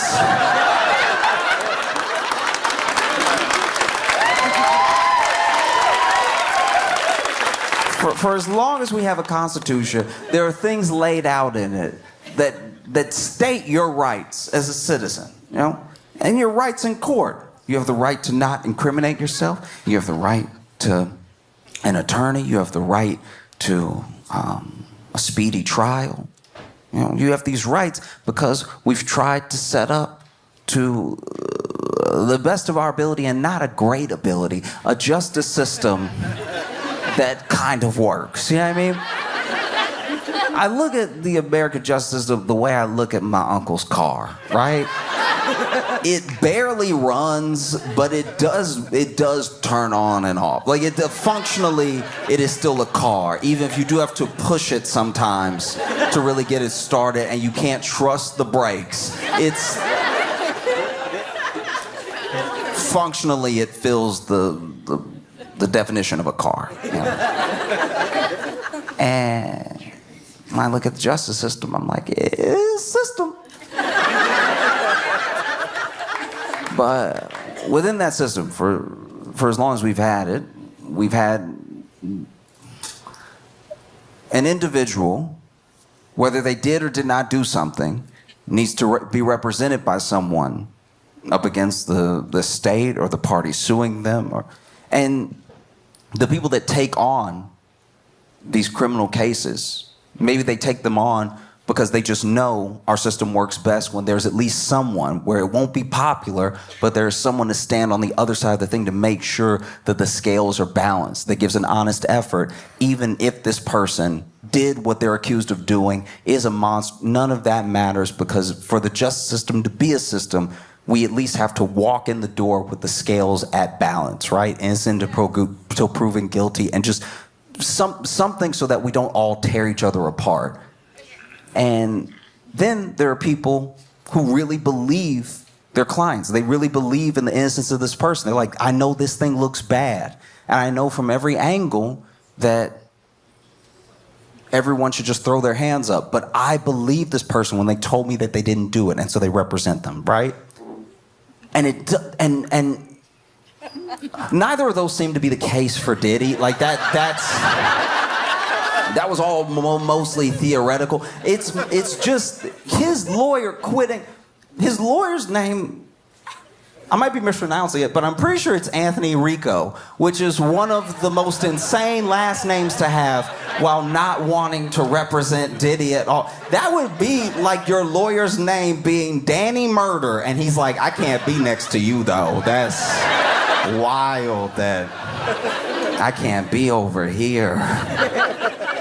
Because I didn't even know that lawyers, I didn't know that lawyers could quit.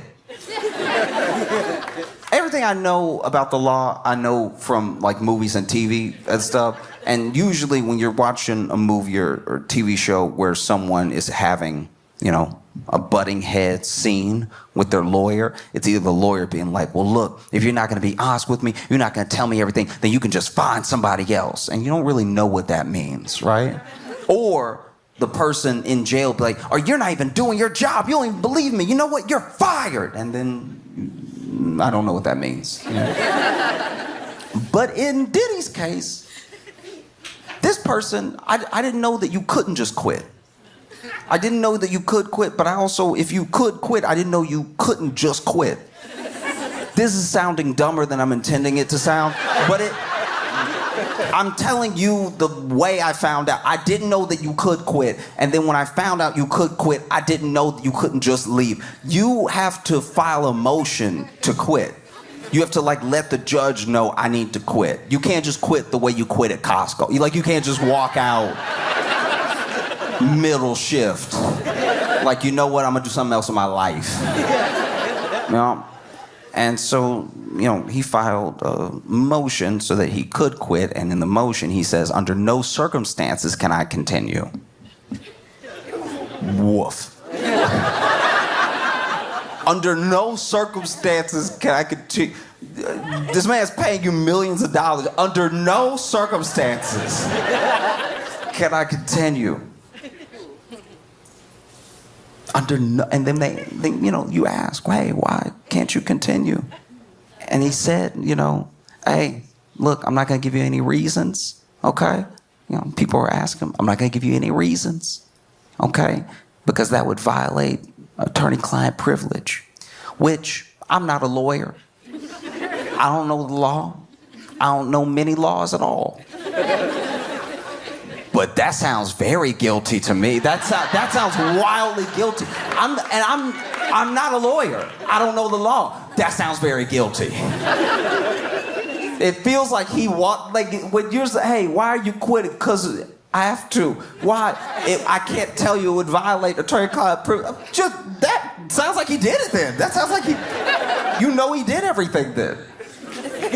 And the thing that's special about this particular lawyer, Anthony Rico, saying under no circumstances can I continue, is that this guy was Osama bin Laden's lawyer. And it's like that.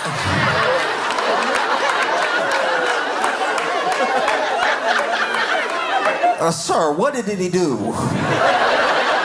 What did he do to make you, who defended Osama bin Laden, who defended Osama bin Laden in 2001, peak Osama.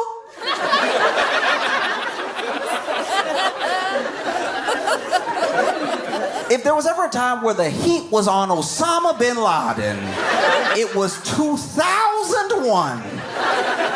And you were right there, like my client. But Diddy, you were Diddy's lawyer. And you were like, you know what? Terrorism is one thing. This guy is nasty, okay? That is very nasty. I can't be a part of this. Tonight it doesn't sit well with my soul. Oh. Because I know if you're Diddy's lawyer, you got your work cut out for you. You got a whole lot of work cut out for you. You have to hope a new pandemic breaks out that only affects memory. That's the only way you have a chance, is if almost everybody forgets everything. Because look, once again, most of what I know about the law, comes from like Law and Order, which means I know nothing about the law. Because in Law and Order, they got to wrap it up pretty quick. They take you on a journey, but they got to wrap it up by the end of the episode. Everything can't be to be continued, And so they got to wrap it up. So if they choose to have any of the episode take place in court, a lot of times what will happen, especially if you get into those close minutes where you're like, ooh, it's almost top of the hour. How are we going to resolve this, right? They usually just have the prosecutor, like the DA or the ADA, really badger the defendant, right? Like, you did it, didn't you do it? You did it, and you do it again. You looking and doing it right now. You did it, and you did it, and you did it well, and then you did it, and then you got caught, and you wish you were doing it right now. Look at you, you're not even here. You're letting your eyes glaze over. You're in your mind doing it again. Look at him, he's doing it again right now. He's doing it in front of us, and doing it, and doing it, and doing it. Didn't you do it? Just say you did it, because you did it, and we all know that you did it. You'll never not have done it because you did it and you know you did it. You do it again if we let you out. You doing it right now in your mind. You did it, and then the other person finally goes, I did it.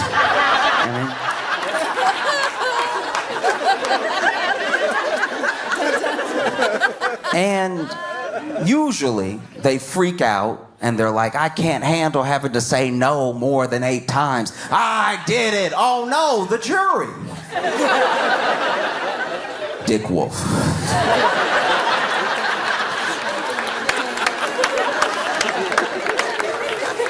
And that's not how it actually works in the real world. Like, sure, there are people who testify and then don't help their case. They get up there and they say things that maybe make them look like they're not sorry or make them look more guilty than they're even presumed to be and everything.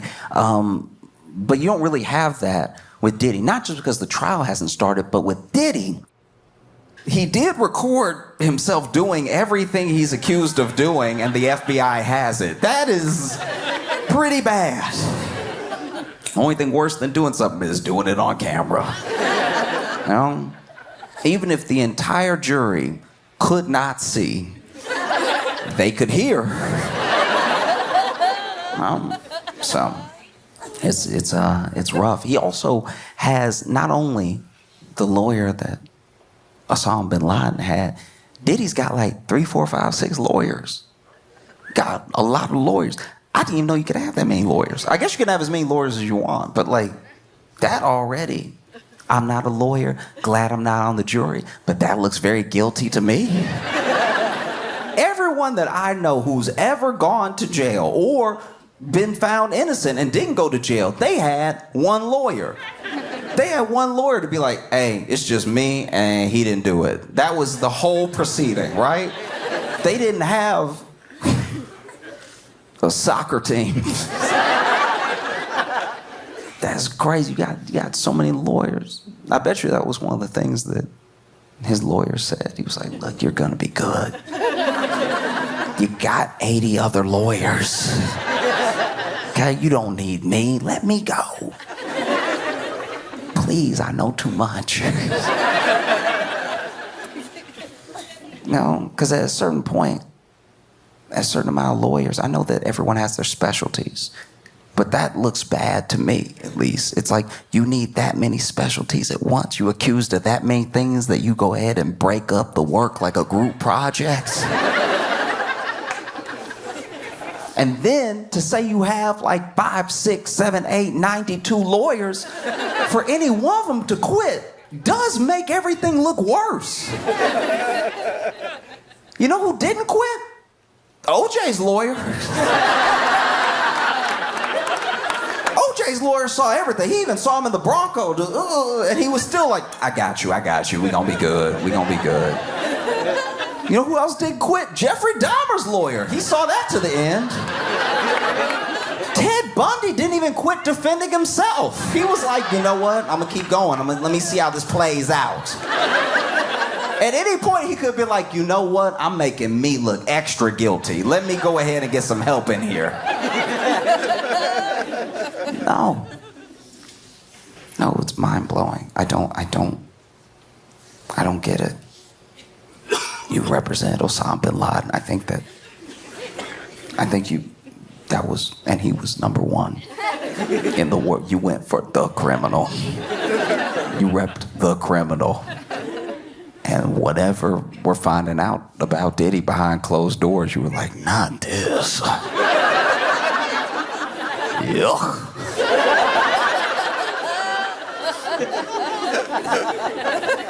No.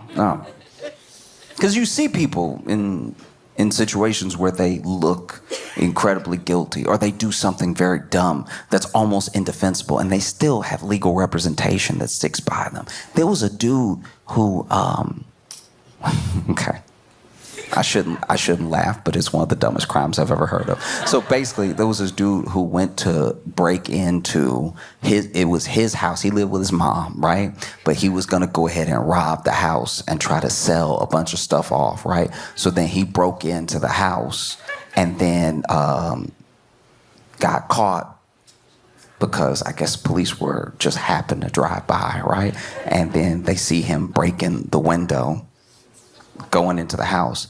Had a key, breaking the window, going into the house, and then coming out with the stuff. They arrest him, and he can't believe. He's like, you have no right to arrest me. And at first, because he's explaining everything, they thought they had no right to arrest him because it was his place where he lived with his mom, even though it was her house, right? And he said, no, you have no right to arrest me because it's daytime.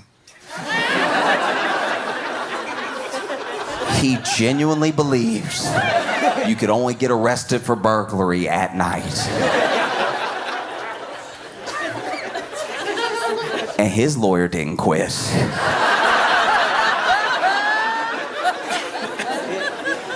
There was a dude who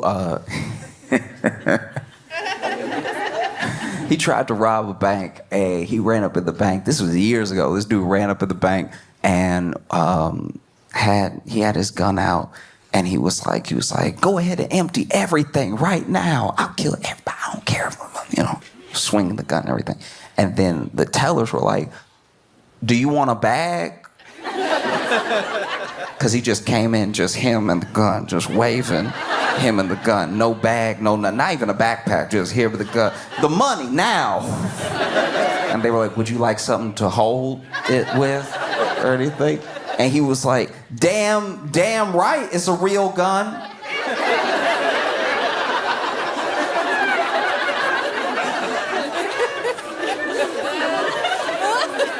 And they were like, sir, we asked, would you like a bag? Would you like a bag with the money? We're getting the money right now, but would you like a bag? And he's like, you're right, I've had it.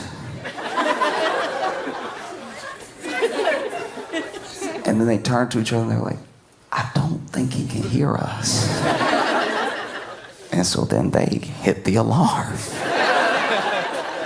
The alarm going off, this dude's standing there. I'm waiting for my money. They're like, no, we're getting it.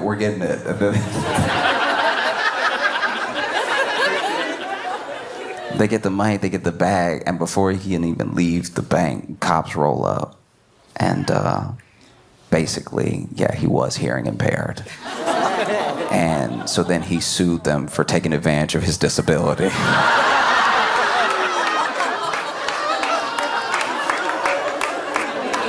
And his lawyer stood by him. Do you see how this normally works?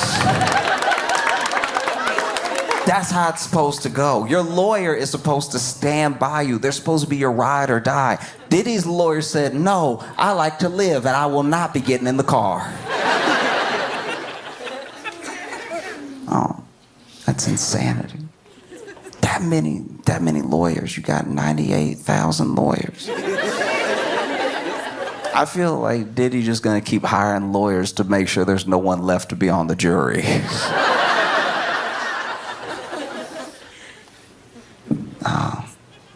I don't even know what you would do. You know what I mean?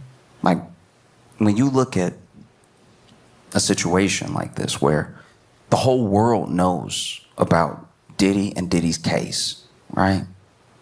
It's global news, right?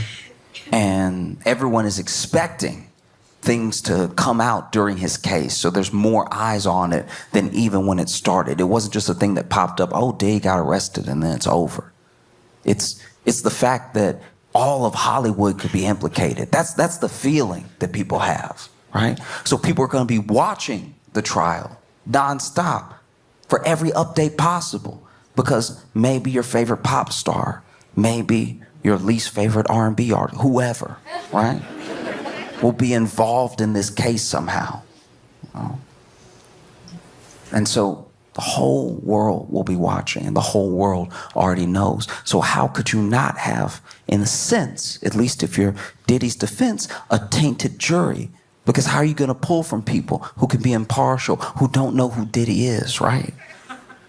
And then when you pull those people, a judge can say, and judges tell people all the time, look, I don't want you to engage with any media about the case. I don't want you reading any tabloids or social media or anything like that. And don't talk to anybody about the case. No podcast, no whatever, right? No interviews, no nothing. And even if you do that, it's impossible because of the way that we live in the world and the way that we interact with social to not be bombarded with things about whatever the biggest news topic is.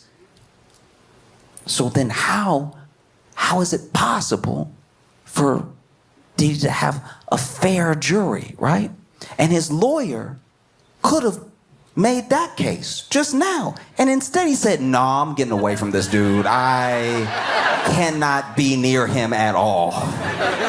That's so bad that the only black lawyer he had was like, nah. You're not gonna get me caught up.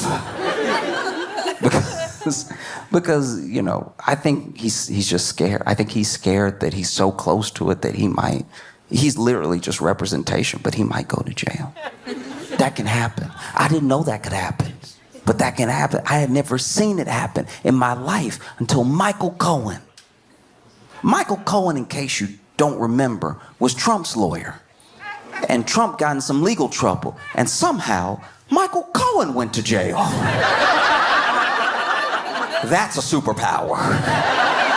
That's a superpower if I've ever seen one. I've never seen someone dodge charges so hard they hit their lawyer in the chest. That's crazy. That's the I'm rubber, you're glue of law. That's insane. Trump had all this legal trouble. He's like, take him. Michael, I'm sure Diddy's lawyer saw that and was like, that could happen to me. I refuse. My last name is already Rico. No, have to get away. Because who takes up for you is huge. Who takes up for you in a situation where you're in the public eye and you have a scandal or you've been found to have done something, right? Whoever takes up for you, they do shift the narrative around you, and they do shift public opinion, either for you or against you, right? Like, let's say in a scenario, right? Completely hypothetical scenario. Let's say I'm driving. I can't.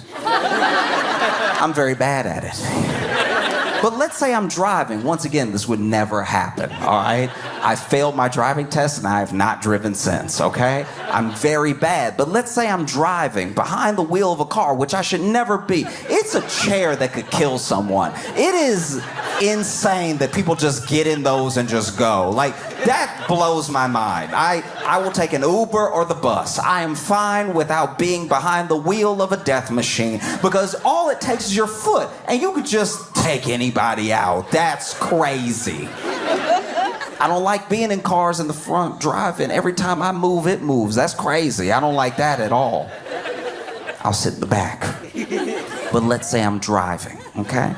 And I'm driving because maybe my friend is hurt. Maybe my friend's like, oh no, I'm bleeding. No, I've been shot, whatever it is. And then he's like, you have to drive me to the hospital. I'm like, okay, I guess I'll kill us both. And so then I get in the car and then I'm hitting stuff. I'm just, because I don't know which one's the gas and which one's the brake, because honestly, they should be further apart. In my opinion, it should be like go-karts, like right foot gas, left foot brake, and then you can just drive like this. This feels more natural to me. I don't know what y'all are doing with this thing. This feels insane. To see people doing this all the time, ooh, I'ma start, I'ma stop, I'ma start, I'ma stop, whatever. I wanna just do it like when you're in a go-kart. I drive so well in a go-kart, not just because I can't go fast enough to murder, but also because I know that left is stop, and that's fine. But sometimes you get a foot, uh-oh, I've hit them both. What does that do? So then I'm in the car and I'm driving, right? And I'm doing it poorly because I do it poorly. Because as I've said before, on stage, to many people, I don't like lefts. So I take rights until I get there, okay? So I'm just gonna take a right and then take a right, take a right. My friend probably gonna bleed out, but I'm taking these rights because a left will kill everybody, right? Now, I get to the hospital. Let's say I've got to the hospital and I have run over at least 26 people, okay? So I'm being arrested. My friend is hopefully being treated, so I've saved his life, but I am in a lot of trouble. And let's say that Dolly Parton came to my defense, right? Because I'm not famous enough to get in trouble on the news, but there might be a couple of tweets where it's like, do you see that comedian just floored everybody? Just drove on the sidewalk for 6 blocks and took a right and drove on the sidewalk for 4 more blocks and took a right and drove on the sidewalk for 2 blocks and then took a right and then got to the hospital and hit somebody in front of the hospital. And I only hit them because I was trying to hit the brake, but it should be over here. But instead, it's in the middle. I guess. I don't know. I'm never in the car right there. I don't know what y'all do. Why isn't it just pep? Why isn't it just buttons? Let me hit a gas button. That would be nice. To just have the wheel and then a button. Right thumb is gas, left thumb is brake, and it's like a video game, but instead you're just over here. Crazy way to do it, but y'all do you, okay? Let's say, though, that Dolly Parton comes to my defense. Probably never gonna happen. I don't know her, would love to, but let's say. She's like, I know Josh personally. okay? And I know he would never purposely run over 26 people. It must have been something that happened. And you say he was in a car. He said he would never do that. It must be an emergency. Oh, he was trying to help his friend. Y'all, please, if you can find it in your heart, to forgive Josh and his dumb feet.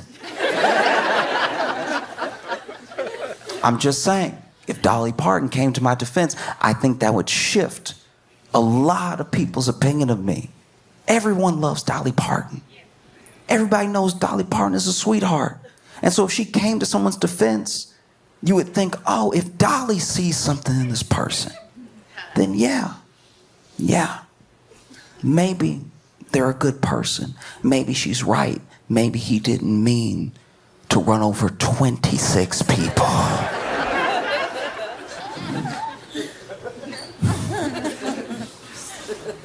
No. I don't know what Diddy does from here, because the guy who represented Osama bin Laden dipped. I don't know who you get after that. That seemed like the bottom or the top, depending on what your definition of willing to represent evil is. I don't like if the dude who represented Osama is like, I'm a dip, I don't know who else would jump in, you know? Giuliani? Okay, well, he lost his license. I'm positive he lost his license. Maybe I'm wrong. Maybe he's the only one who can do it. I have no idea. Because someone did come to Diddy's defense in the wake of Diddy losing that representation, you know, close proximity to Diddy's lawyer being like, I can't do this anymore. Someone did come to Diddy's defense publicly. Unfortunately, it was Kanye West.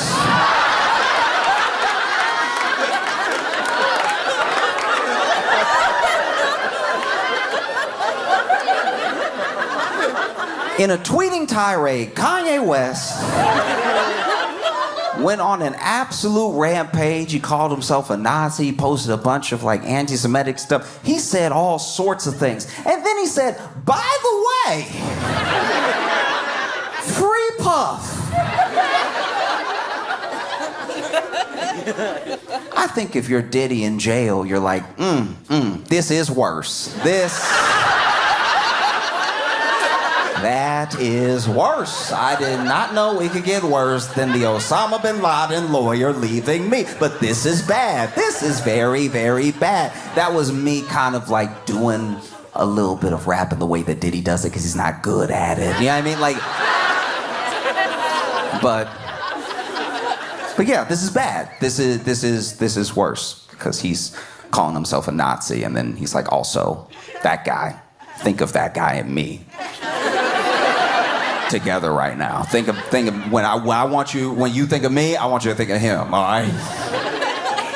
But who knows? Maybe when the lawyer who represented Osama bin Laden dips, maybe the only person left to represent you is Ye. I think that's I could see that. I could see Ye showing up to court being like, Your Honor,